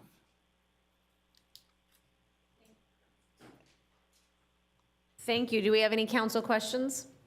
Councilmember Leon? Thank you, Madam Mayor. I think we spoke on the phone for a little bit. It took me a while to get it, but I got it. But mostly, more than anything, I pulled it because obviously we see 48 million there, and I think it's kind of a, we don't usually see 48 million on the agenda, but I wanted to really highlight the fact that this has nothing to do with any customer rate increases. It's really about different agencies that we are essentially providing this extra power to. And so if there's no other questions, Madam Mayor, I'd move the item. I think we have one more question from Councilmember Diaz. No question, Madam Mayor. I was going to comment about this at the end of the meeting. This is amazing. This is a genius. The city is securing natural gas at stable prices, so the instability of the market is taken away. The city is securing that. With that, we run our power plants. When California needed, in those hot summer days, when the sun is down and there's no more solar power, we sell it back to the state. We are helping the state, and we're helping our customer. Duku, this is genius. Thank you so much. This is amazing. I'm impressed, and I'm proud of this city. Thank you so much. Thank you, council member. Is there any questions from our council members on the phone? No. Nope. So hearing none, I believe that council member Leon made a motion to move the item. Is there a second? I'll second. Thank you. So there's a second by council member Diaz. Can we do a roll call vote, please? Councilmember Diaz? Aye. Councilmember Leon? Aye. Mayor Pro Tem Rubalcaba? Yes. Councilmember Meeks? Yes. Councilmember Fessel? Aye. Councilmember Kurtz? Yes. Mayor Aiken? Yes? Let the vote show 7 ayes, no nays. Motion carries. I'm going to move on next to item number 6, which was pulled by Mayor Pro Tem Rubalcaba. I believe you requested a staff report. Yes, thank you.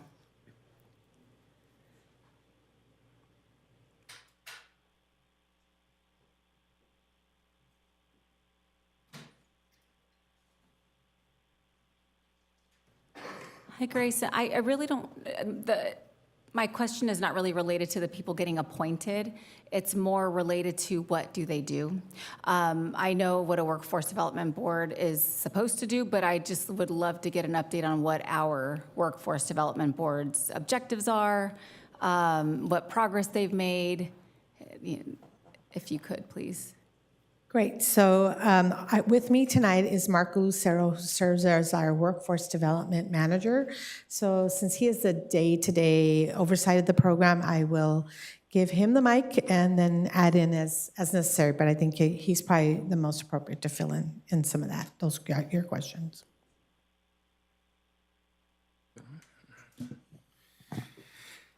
Thank you, Ms. Mayor and members of the council. So essentially, the role of the Workforce Board and what our workforce does is they provide very valuable insight on issues related to our local economy and how best to fashion our workforce such that it meets the needs of labor as well as the needs of our local businesses. We meet bi-monthly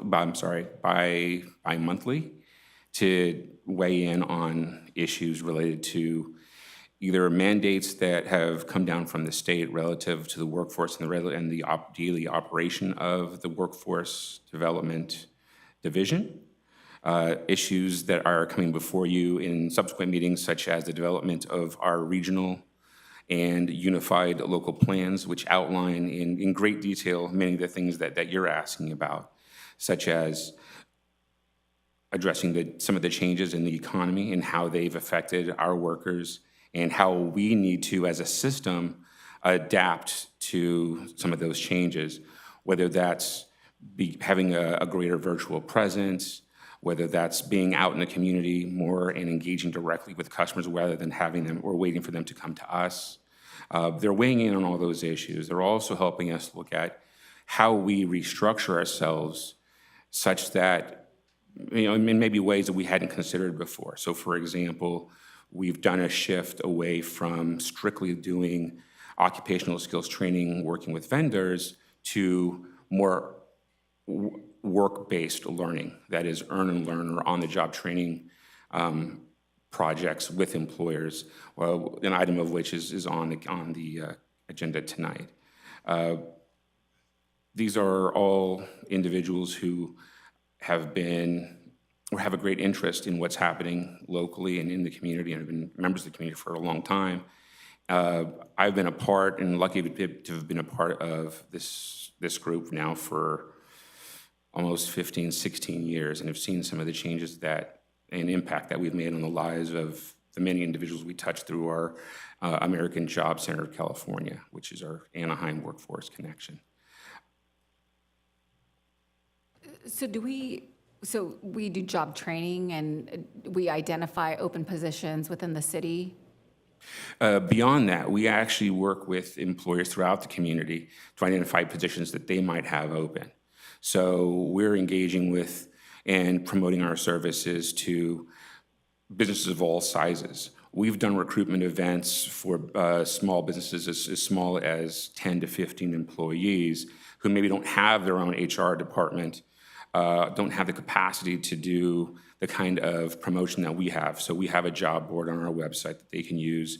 We've actually hosted them on site to be able to conduct interviews. We help them prepare interview questions. We help them draft the flyers for the positions that they have.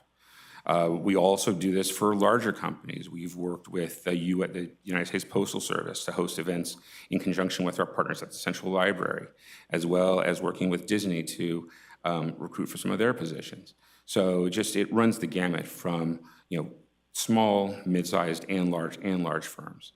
So the board that we're reviewing today, how many people actually sit on this advisory board? There are 17 members. And are they all designated from different sectors of the community? I mean, I noticed there's a couple labor, there's nonprofits.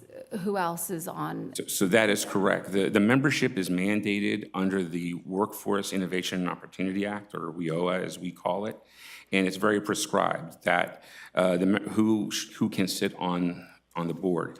50% plus one of the membership have to represent business. And they are nominated by business-serving organizations. The others are the mandated partners under the WIOA. So those would include the Employment Development Department, or EDD, and all of the programs that they offer, the Department of Rehabilitation, and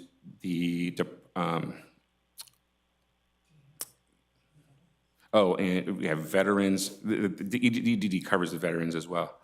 But we also work with a community organization that is Community Action Partnership of Orange County is also on the board, as well as representatives from labor. So I think tonight we have 2 individuals who are representing the labor and who are nominated by the Orange County Labor Federation. We also have as a mandated partner the North Orange Continuing Education under the North Orange County Community College District. That individual serves actually a dual capacity in that there are 2 mandated partner seats dedicated to that, but 1 individual is able to fill that particular seat.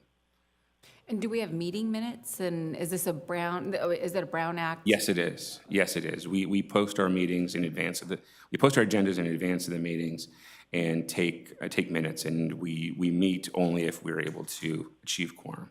And do we work closely with the Orange County Workforce Development Board as well? Yes, we do. In fact, we work with the Orange County Workforce Development Board as well as the Santa Ana Workforce Development Board.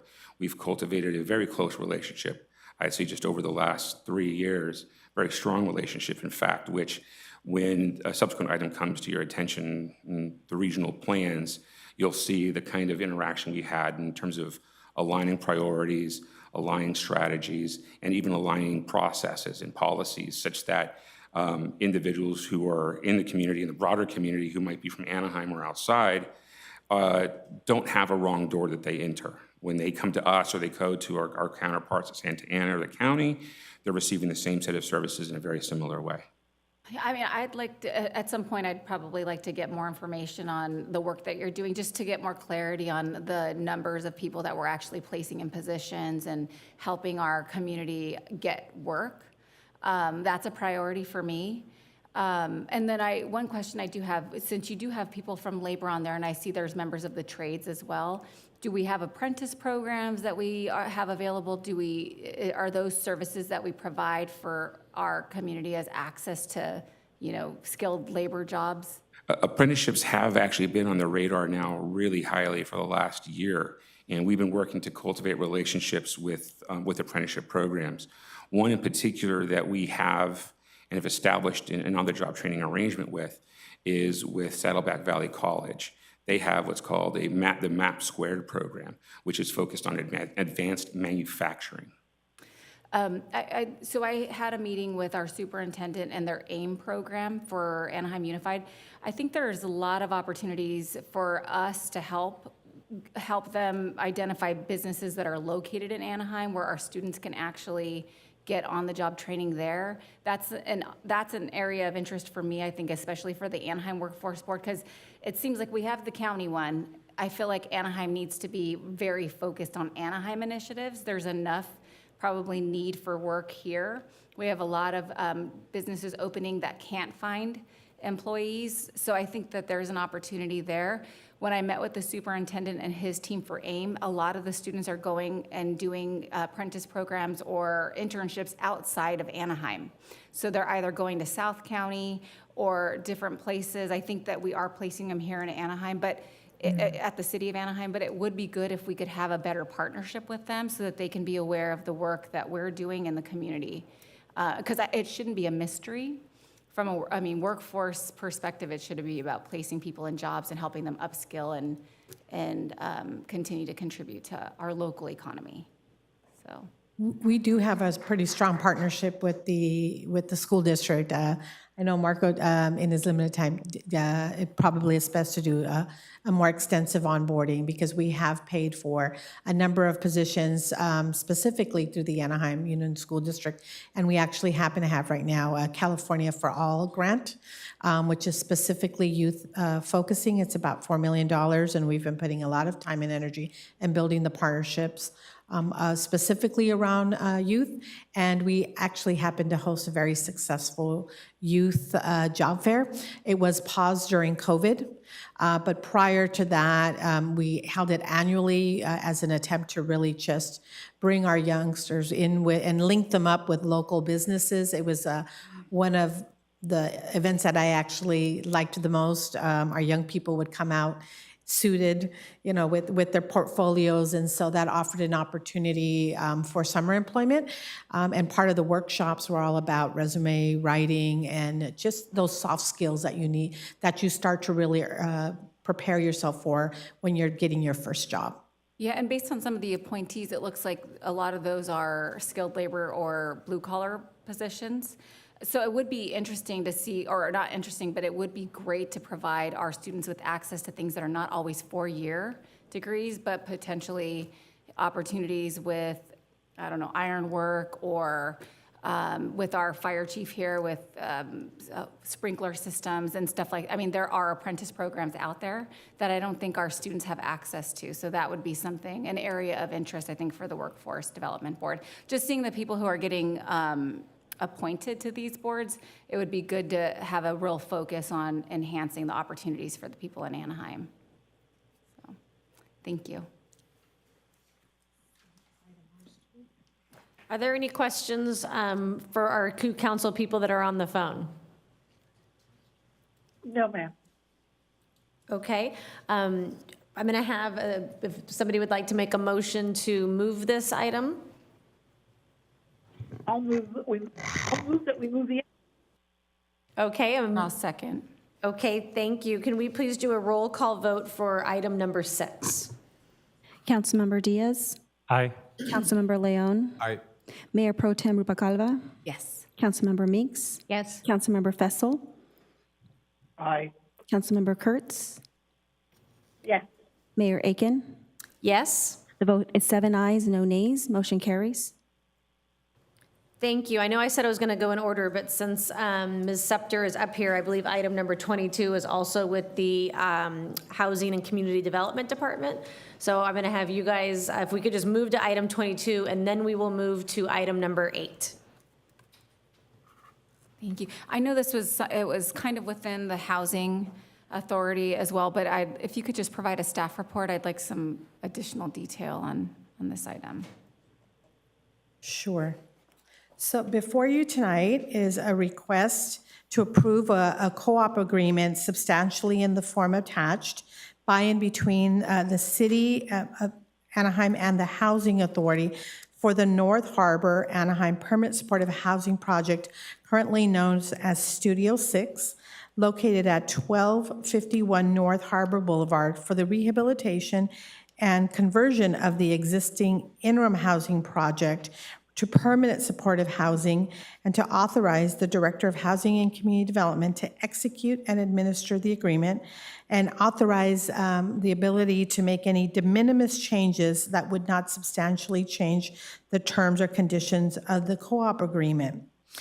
So in December 2021, the state HCD released a notice of funding availability for the now well-known program, Home Key, which is an opportunity for housing authorities and cities to purchase motels or other appropriate buildings for the purposes of advancing housing for homelessness in an expedited manner. The Housing Authority, with our partners, Link Housing Corporation and American Family Housing, put forth a proposal to acquire the Studio 6 apartment, which is, motels, which was 119, it has 119 rooms. And we thought it was located on Harbor Boulevard. We thought it was an appropriate site for this type of housing. The conditions for receiving Home Key is that you either have to be able to go to a permanent situation within 12 months, or you can operate the location as interim shelter. Given the conditions of the site and how big the site was, we initially have activated the Motel 6 as a interim shelter. So, but with its ultimate disposition to be permanent supportive housing. So it is up and running, and so sometimes there is some confusion as to why there's maybe another item related to this, but it is because we are now attempting to enter the second phase, which moves the property from interim shelter to permanent supportive housing. In order to advance to permanent supportive housing in the manner in which Anaheim is accustomed to, we would envision a much more extensive rehabilitation of the site, which involves us going to the state for a second phase of funding using the tax credit program. In addition to using the state funds, we are also using some local resources of our home program to complete that. So what the item before you tonight is asking to issue a preliminary award letter to the developer, which would then allow them to apply for tax credits to get the bulk of the funds that we envision are necessary for the full remodel of Studio 6. And it is also asking to be able to transfer money that we receive as the city into the hands of the Housing Authority so that we can actually complete the development transaction as the Housing Authority. The developer proposes to finance the project with a combination of several sources, including $21 million from the Tax Credit Allocation Committee, $3.8 million from a private lender. The developer will submit an application for these 9% tax credits in April 2023, which is really this month, and should be notified if they're successful of that application by July 2023. Should they be awarded, then the rehabilitation will move very quickly. The majority of the funding needed to complete this project is being sought from various state resources. However, the city it will be providing a loan of up to $4.9 million, funded in whole or in part from our Home American Rescue ARP dollars, as well as. We project the total development cost for the project to be about $59 million. So I think I've tried to summarize it without going, it is a rather lengthy staff report. So if there's critical items that I've missed, I'm happy to answer any questions. So is this a developer that we've worked with in the past? Link is new to Anaheim. However, they do have an extensive portfolio. They are very well versed, and they were selected based on their experience, not only in development, but also with this specific population. I think the part that caught my attention was the loan to the developer. But I also read in the staff report, and I think you mentioned it now, that we received a grant for the funds. Was that a federal grant or? The initial grant of $26 million was from the state under the Home Key program. That is a grant to complete the acquisition of the site, and we did use that money to acquire it and to do some light rehab, which is primarily ADA type of passage type of rehab, light rehab, so that we could open it quickly as a interim shelter. And then once it's complete, who will operate it as supportive housing? The same entity, Link Housing, will be the developer, and American Family Housing, who is a supportive service providers, would remain in place, and the Housing Authority would ultimately have oversight through a number of documents, including an affordable housing agreement, which will come before you again once everything is completed. And then is this something that also goes to our Housing and Community Development Committee or Commission? Yes, we usually vet all of these proposals through them first as a recommending body, and then ultimately bring it to you as the final approving body. Okay.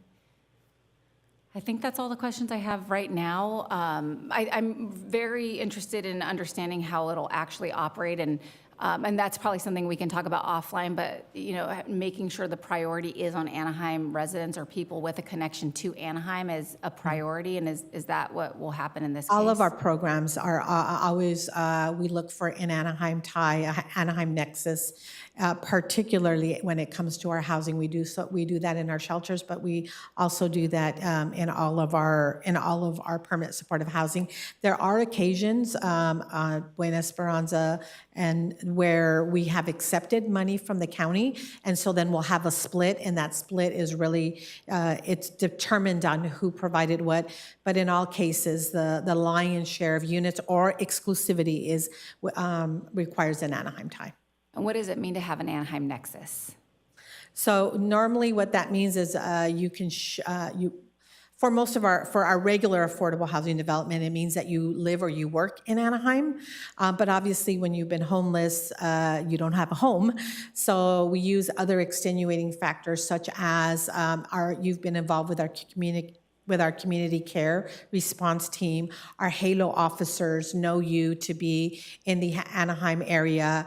You can prove that your family is here, and that's why you've remained even though unhoused in the Anaheim area. So it's a little more extensive in terms of what qualifies when you're homeless, because obviously you don't have a home address. But when it's just our regular family developments, it means you have to prove that you either lived or worked in Anaheim prior to accepting the housing opportunity.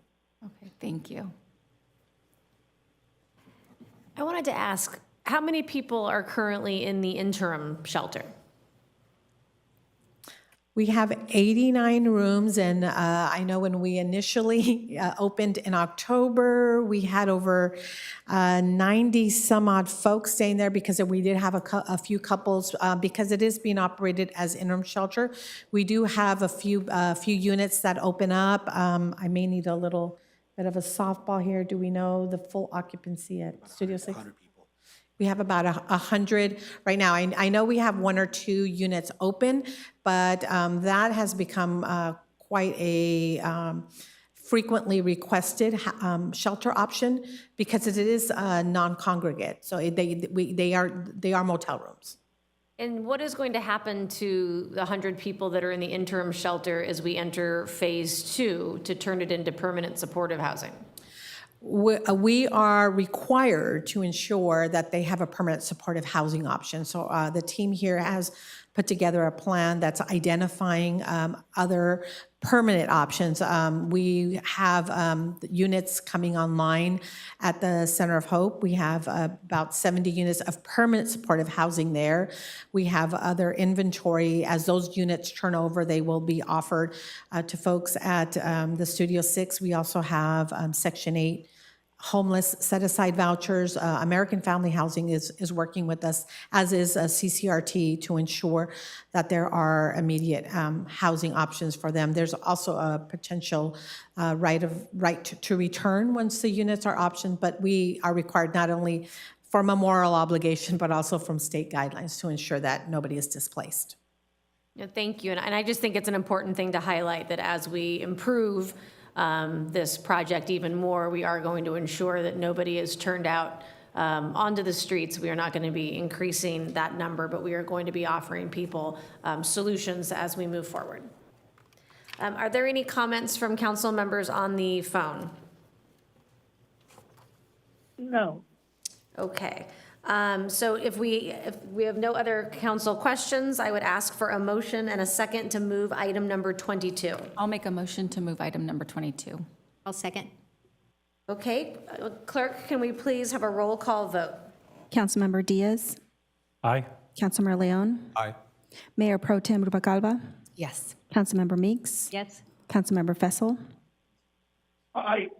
Councilmember Kurtz. Yes. Mayor Aiken. Yes? Let the record show 7 ayes, no nays. Motion carries. Our last item from the consent calendar is item number 8, pulled by Councilmember Kurtz. Councilmember Kurtz, would you like a full staff report? No, I don't need a full staff report. I just have a question, and I want to confirm one thing. This rather small amount, 139, almost 140,000, as compared to the 48 million. But it's for services in the Anaheim Resort Maintenance District. And I just want to ask the question, what fund pocket does it, or budget pocket does that money come from? So if I could have the gentleman at the table, if you could just introduce yourself just for the sake of those that they can't see us, that would be helpful. Dan DeBazio, Deputy Public Works Director. The funds that would come out of would be the Anaheim Resort Maintenance District Enterprise Fund. And that fund comes from where? That's an assessment that's collected from the stakeholders within the resort district and collected through the county tax roll and then delivered to the city to maintain the resort district. So it's the businesses within the resort. Thank you very much. Do we have any other questions?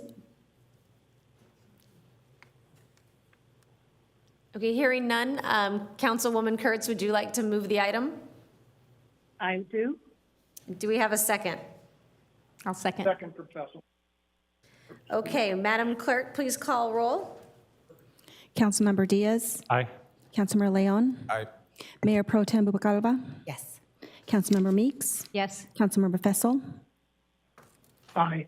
Councilmember Kurtz. Yes. Mayor Aiken. Yes? Let the record show 7 ayes, no nays. Motion carries. Thank you. So we're going to be moving on to our business calendar. Item 27 on our agenda are our District 3 appointments to the Cultural and Heritage Commission, as well as our Sister City Commission. The first appointment is for the Cultural and Heritage Commission. Mayor Pro Tem, do you have an appointment? Yes, I'd like to appoint David Zuniga. Clerk, can you please call roll? Councilmember Diaz. Aye. Councilmember Leon. Aye. Mayor Pro Tem Rubalcaba. Yes. Councilmember Meeks. Yes. Councilmember Fessel. Aye. Councilmember Kurtz. Yes. Mayor Aiken. Yes? The vote is 7 ayes, no nays. A nomination moves forward. Next, we have our sister city commission. Mayor Pro Tem, do you have an appointment for District 3? Yes, Kiarina Piazza. Thank you. And clerk, can you please call roll? Councilmember Diaz. Aye. Councilmember Leon. Aye. Mayor Pro Tem Bubakalva. Yes. Councilmember Meeks. Yes. Councilmember Fessel. Aye. Councilmember Kurtz. Yes. Mayor Aiken. Yes? 7 ayes, no nays. Nomination moves forward. Item 28 is an update on the recruitment process for our chief of police as requested by Mayor Pro Tem. Mr. City Manager, can we please have a staff report? Yeah, I'd ask for a staff report from Director Andal, please.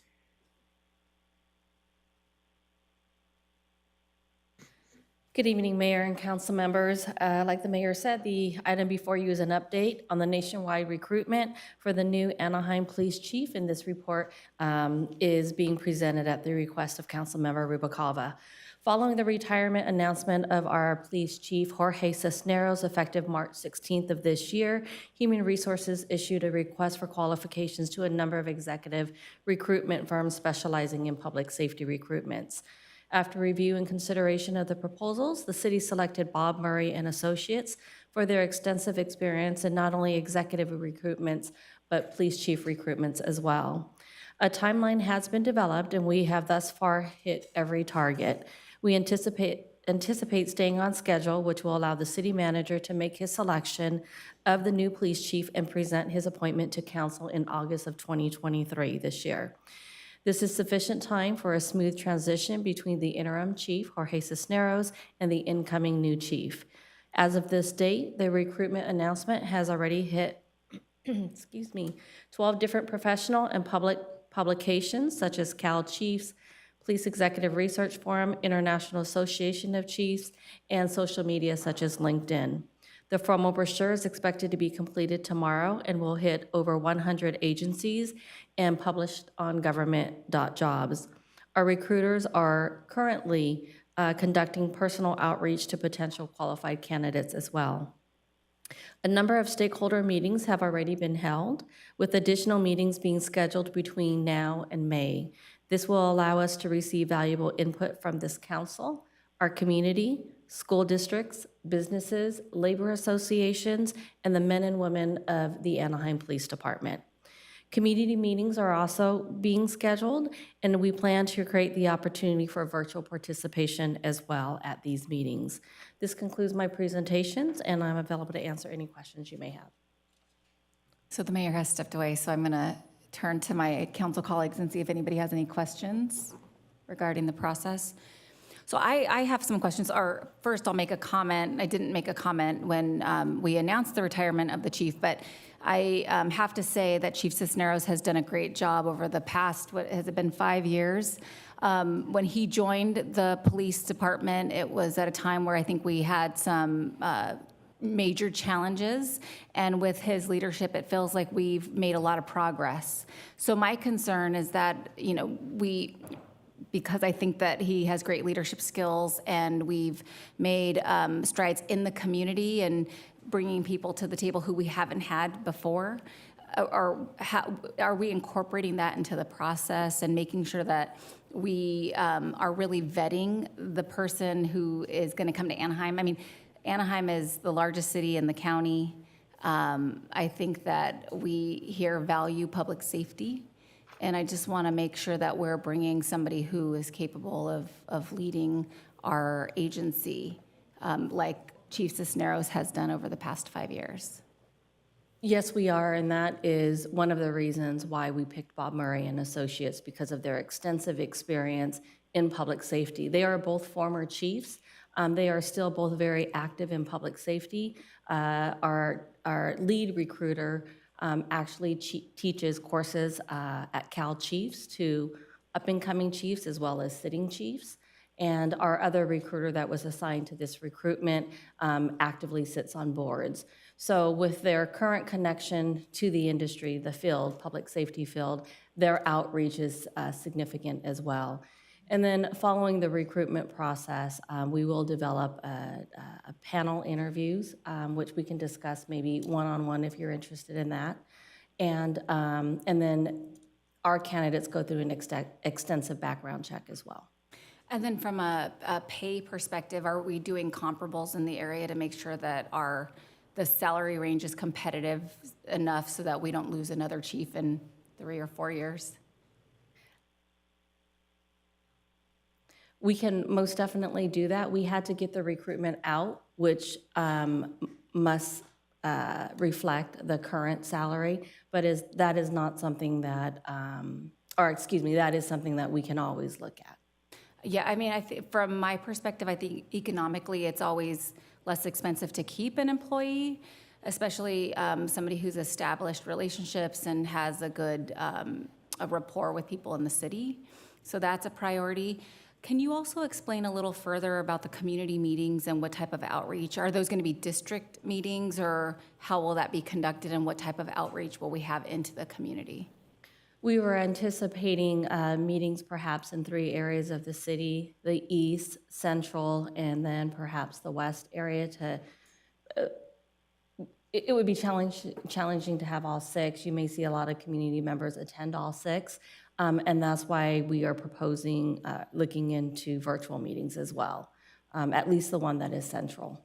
And then how will we conduct outreach? Because, I mean, we have had community meetings or neighborhood meetings where we have more staff than we actually do members of the public. So what are we doing to conduct our outreach for this? You know, we'll post it on LinkedIn. We'll also post it, and LinkedIn is really for the recruitment, but we can post it on our Facebook page, our social media pages, and our local channel. We do find with recruitment, outreach are typically for individuals who are extremely interested in the next chief. I am open to any suggestions. Yeah, I mean, I have a couple of suggestions based on, just what we did for recruiting our District 4 candidates. I think we put out postcards, and we also had support from Mike Lister and his team. That would be really good. I think what we want are the key stakeholders in the community. We have a few loud voices, but not necessarily some of the people who really have a vested interest in public safety throughout the entire city. So, my district in particular, I know that they care about enforcement and safety, and they really want to make sure that our community is safe, but also we have diverse leadership. With District 3 being 50% Hispanic, I think that's important to remember as well when we're recruiting our next chief. And I will help however I can in terms of outreach when it comes to my district, and I'm sure other council colleagues would as well. So. Sure, thank you. And we will always work with our with Mike Lister as well on outreach such as that. Awesome. That's all I have. Thank you. Do any other council members have any questions for Ms. Andel? Does anyone appearing by telephone have any questions for our HR director? We do not. Okay, well, thank you. As this was an informational item, we don't need any action by council right now. Just to reiterate, item 29 is going to be moved to our next meeting. Item 30 was withdrawn, so we will move to public hearing item 31. Will the clerk please read? Thank you, Mayor. Public hearing, item number 31 is a hearing to consider approving the 7th amended and restated solid waste franchise agreement with Republic Services of Southern California LLC, DBA Anaheim Disposal.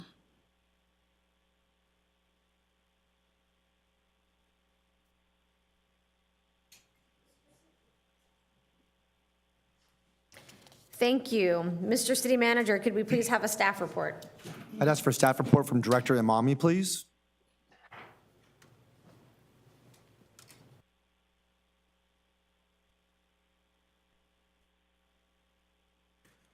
Okay, good evening, Mayor and City Council. Here with me tonight is Dan DeBasio, Deputy Public Works Director, Ayumi Takayasu, Operations Manager, and Haley Kunert with our solid waste consultant from F&H Consultants. Before you is the amendment to the solid waste franchise agreement required by Senate Bill 1383, a new California state law that went into effect in 2016 to reduce the amount of organics that go into our landfill system. Cities were supposed to begin January of 2022. However, due to the pandemic, the state allowed the city more time to implement the organics and recycling programs. Senate Bill 1383 is the most significant change to the way Californians handle their solid waste in 30 years. The bill aims to reduce organic waste disposal in California landfills by 75% and increase edible food recovery by 20%. The big change that's going to affect Anaheim is this legislation is going to require that all residents, including multifamily complexes and businesses, have access to traditional recycling programs and organic recycling programs. To achieve the goals of SB 1383, the City of Anaheim must take the following actions. Adopt an ordinance enforcing SB 1383, which City Council adopted in December of 2021. Amend the solid waste franchise agreement between the City of Anaheim and Republic Services to add organics and recycling services to the contract, which is before you tonight.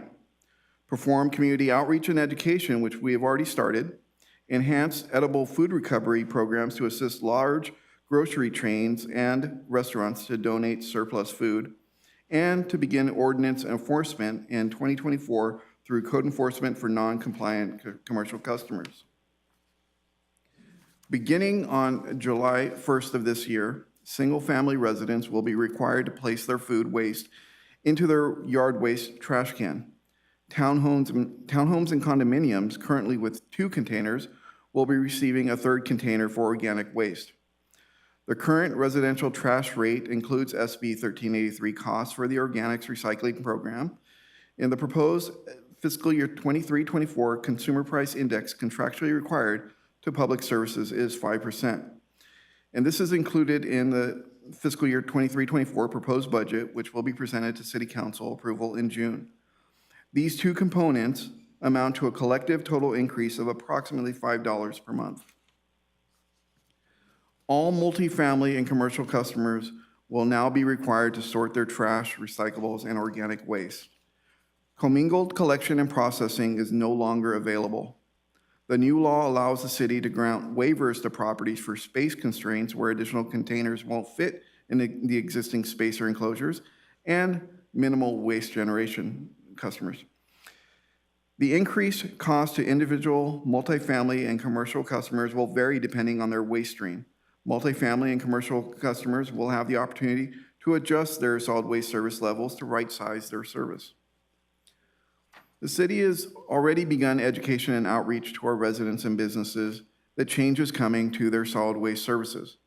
Education and outreach is being shared at our district community meetings and with the apartment associations, business groups, and large venues. The Public Information Office is also assisting by including information on the city's website, in our city newsletters, magazines, and tonight is another milestone to keep the City of Anaheim in compliance with the state mandate. By diverting organics from the landfill, we will be part of the solution in helping to protect the environment for future generations. And me and the team will be available to answer any questions you have.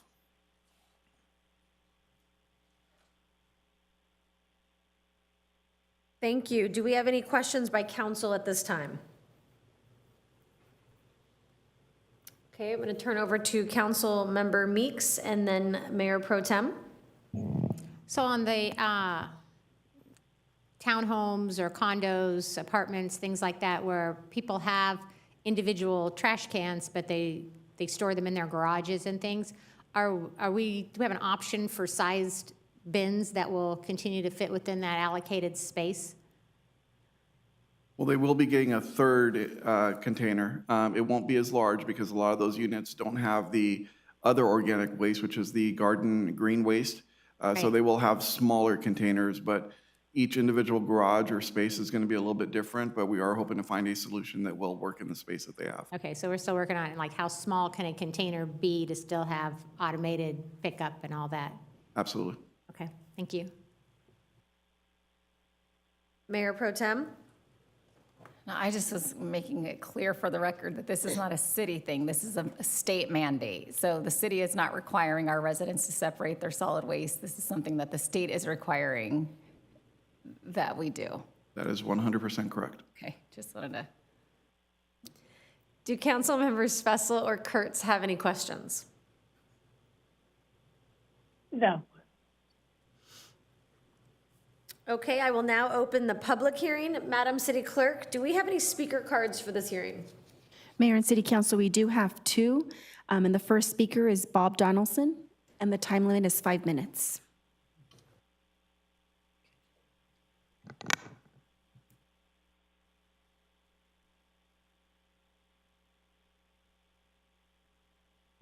Good evening again. My issue is, we had a lot of discussion last night at the HOA meeting for Sherwood Village. And it goes, and it's going to get worse with the separation of the garbage from the other stuff, is it doesn't seem like right now that our waste management company is responsive. They miss pickups regularly in Sherwood Village. And half the time, they don't even pick up all of the bins that are there. So you can imagine what's going to happen when we get all these extra bins in there, and especially with the garbage. If that garbage is left unattended, you know, you're going to have a mess. There are going to be rats running all over the place and stuff like that, because we've talked about that at our Sherwood Village the last 2 months. And I'm not sure if I'm in the right forum to make that complaint, because I was going to do it under general comments, but then I saw this about the thing. But I think we need something that waste management has to have some little better quality control about where they pick up. If they have an agreement to pick up 3 times at a location, then they should pick up 3 times. It seems like me, that's just logical. And I know, like in my home, is that if they miss a pickup, sometimes it's because of holidays or something, they're there the next day. And then occasionally, you know, trucks break down and stuff like that, so they might miss one of the bin pickups, but they're there. Like this morning, they missed our green one yesterday, and they were there bright and early. You could hear them at 7 a.m., you know, out there doing it. So, and I'm not sure I'm just voicing my complaint, and also for all the people at Sherwood Village, because we had numerous people, the last 2 meetings, that have complained about missed pickups. And we're a little different than the regular street that has the 3 trash cans, because, you know, they're all bins. And I'm not sure how they're going to do all that switch over in July with the other bins, but I just hope that the company's aware that they be responsive, that if a facility, no matter where it is, has calls for 3 or 4 pickups, that they make those 3 or 4 pickups. Because I do not believe that Sherwood Village is alone in this issue. I would really be surprised if they were. But it just happened to be timely. Like I say, we were at our HOA meeting, and people were concerned about that. But that's all I have to say. Thank you. And Mayor and City Council is Brian Kay was the next speaker, but I do not see him in the audience. And then noting for the record, we did not receive any public comments electronically on the public hearing. Okay, I don't see Mr. Kay, so I'm going to ask if Councilmember Fussell or Councilmember Kurtz have anyone who would like to speak on this public hearing? We do not. Okay, so I'm going to close the public hearing. Are there any further comments or questions? Oh, yes? I was just going to mention that our Public Works Department is very responsive. So if you do have any trash issues or lack of pickup, you can always reach out to Public Works to report it. It's always good for us to keep track of that. Absolutely. Thank you, Mayor Pro Tem. So we are going to close the public hearing and move to any further comments or questions by council. I'm going to start with Councilwoman Meeks. Oh, it might be not. So Councilmember Leon, did you have a comment or a question?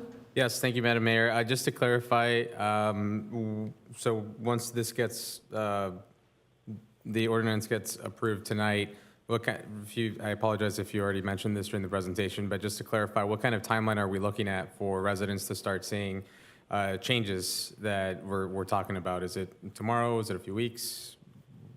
So we're looking to implement it as of July 1st, and we're going to phase it in. We're going to start with the east side of the city and start to work our way towards the west. And I'm assuming we're going to be doing additional outreach with the areas that we're starting at and then making our way down. That is correct. Okay, thank you. Councilmember Diaz? Thank you, Madam Mayor. So we're here to approve the 7th Amendment with Republic Services. Just that.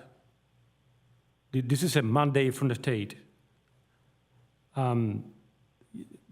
Mandated years ago.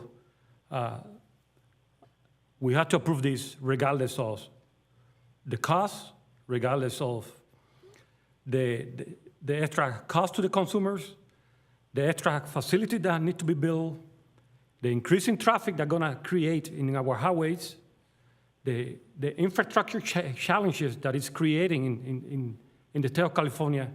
This is ridiculous. However, the state have given us 0 choices. The consumer gonna pay more and getting basically nothing in return. Again, the traffic gonna be increasing the freeways. Consumer gonna be bothered with separating trash that we never intended to do before. Imagine what's gonna happen to that trash in summertime. But regardless of that, the state is telling us we have to approve this. Thank you, Madam Mayor. Thank you, Councilmember. Mayor Pro Tem? Oh, I already addressed it. Okay, thank you. So I just want to ask my council colleagues on the phone, do you have any questions or comments? Yes, thank you, Madam Mayor. As you are probably aware, Republic Services is located in District 5. They employ over 300 Anaheim residents. Despite that, I am very, very sensitive to comments like Mr. Donaldson's recent public comments just a moment ago about the lack of pickup. And I know that our Public Works Director, Rudy Amami, follows these very, very, very carefully. And I would hope that that these issues are communicated very clearly back to Republic. And again, lots of reasons. I know equipment problems and things like that always happen, but repeated misses in one neighborhood are a concern for me. So, Mr. Donaldson, I did indeed hear you. I'm sure Rudy did as well. Thank you. Thank you. Comment from our Public Works Director. Madam Mayor, if it pleases you, there are representatives from Republic Services here that can address some of the challenges they've been facing and some of the good work they've been doing to try to correct some of those issues. So if you would like, they can come up to the podium and address some of those issues as well. Oh, I think that would be appropriate. Thank you.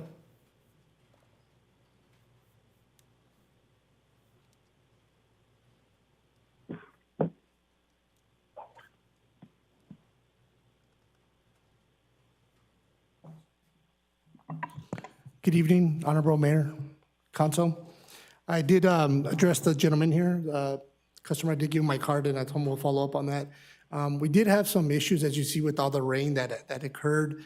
We went to the landfill. There was a lot of a wet deck station, and what that is, it's a smaller location where we have to dump.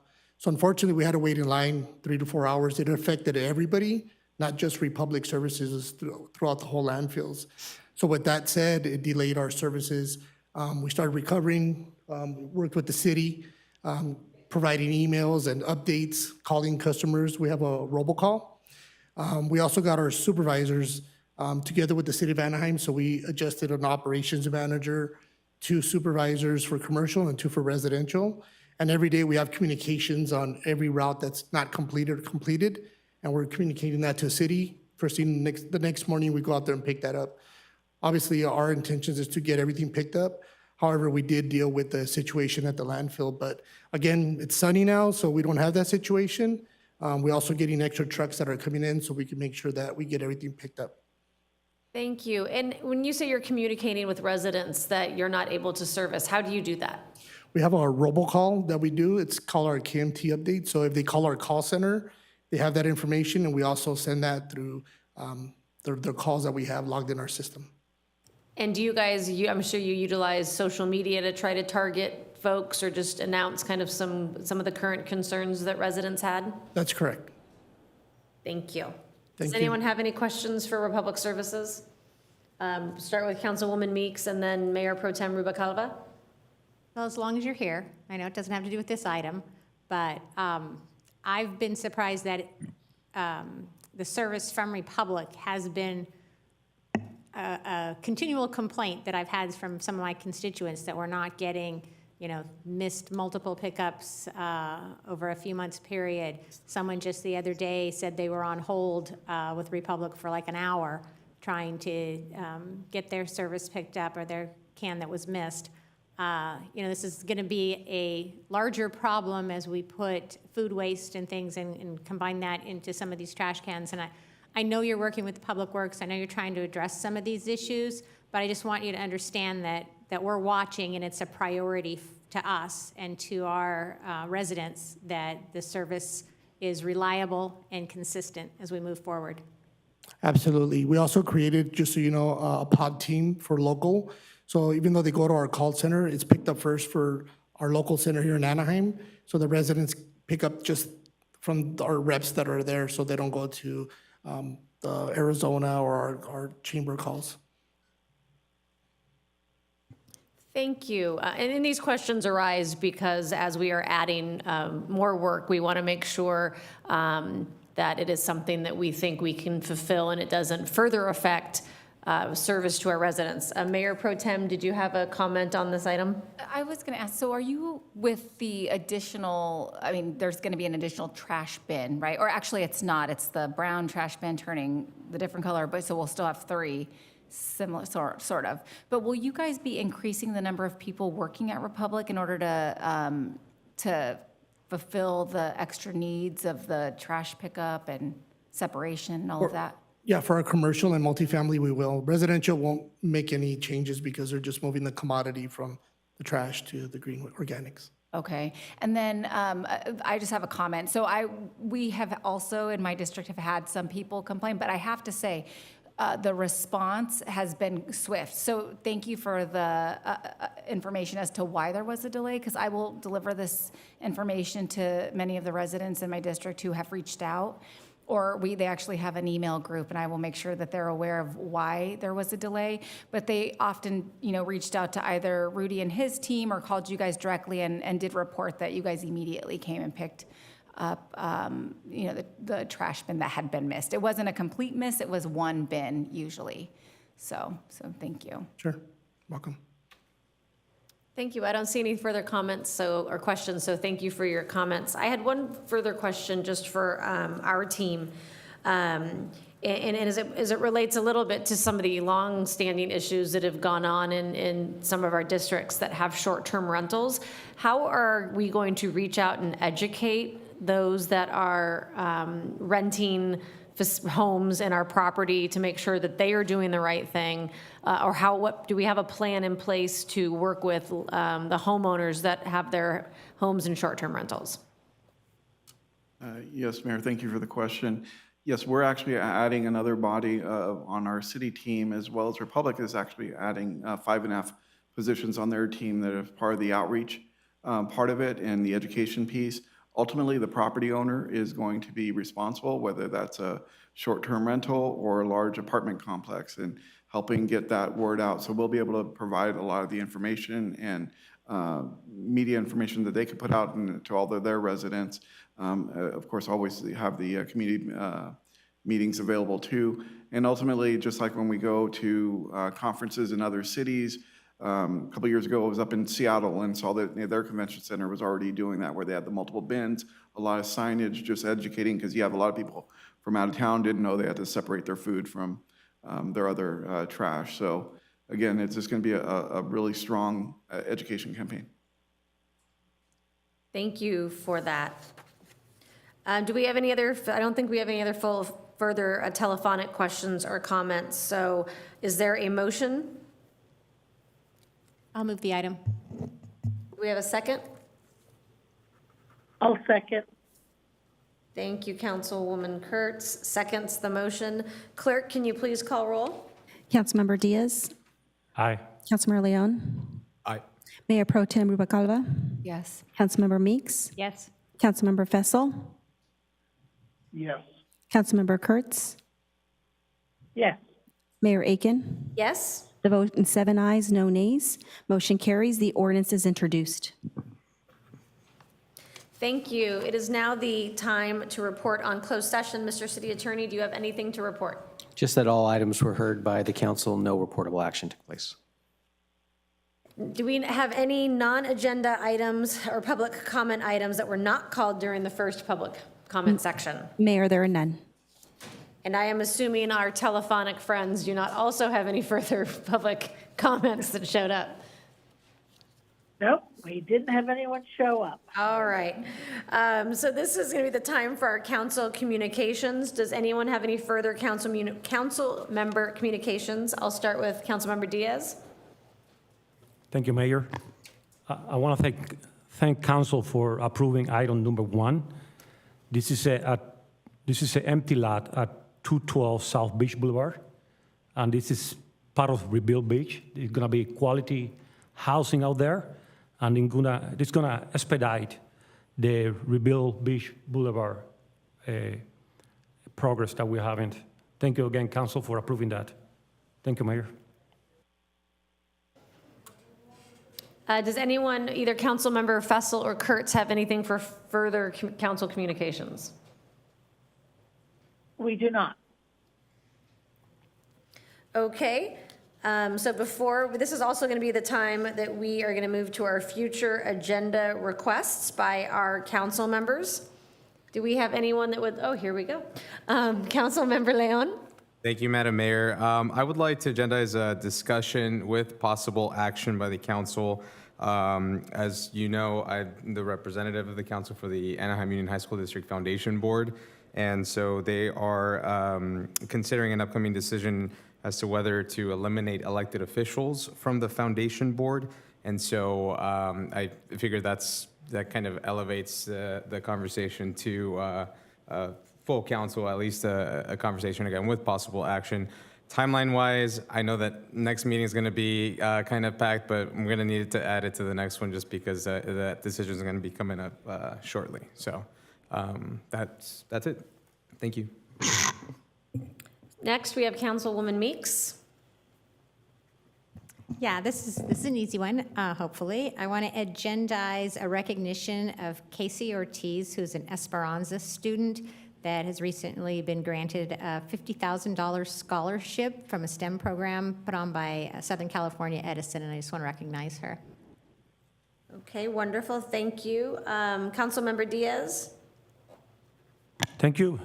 Mayor, I would like to request a proclamation for the Mother Against Drunk Driving, or MAD, of Southern California. They have requested a council proclamation related to their Power Talk 21, which is dedicated to inspiring intentional conversation between parents and teenagers about alcohol and alcohol consumption. So again, requesting a proclamation for the MAD on what day? Doesn't say any day. Just a proclamation for MAD driving. Thank you. Does anyone on the phone, Councilmember Fessel or Councilmember Kurtz, have anything for a future agenda? We do not. Okay. Well, seeing as on Sunday when they recognized, excuse me? Sorry, Mayor, I found my note. May 16, they are requesting the proclamation to be for May 16. Okay, thank you very much for that clarification. I was going to say, since Sunday, the Phoenix City Council recognized it as Phoenix Suns Day and my LA Clippers then quickly won, I would like to recognize every day as Phoenix Suns Day because I know they're playing right now. So I am dying for a score update, but if celebrating them helps the Clips, I'm all in. I don't think we have any other business before this council, so I believe we are adjourned until May 2nd, 2023. I would like to, besides my comments about the Clippers, I would like to recognize, as Councilmember Fessel brought up, Dorothy Mejia Johnson and adjourn the meeting in her honor, as well as Anaheim Hills resident Zachary Taylor, who we lost the early mornings of Easter in Anaheim Hills. He was not only a coach of Anaheim Hills Little League, also North Orange County basketball, which my daughter participated in. He leaves behind not only his wife, but his 2 small children who are at Anaheim Elementary School, a 9-year-old and a 5-year-old. So their families are with me, and I'm sure my council members in prayer. So with no further business, I'd like to adjourn in their honor as well. Thank you very much.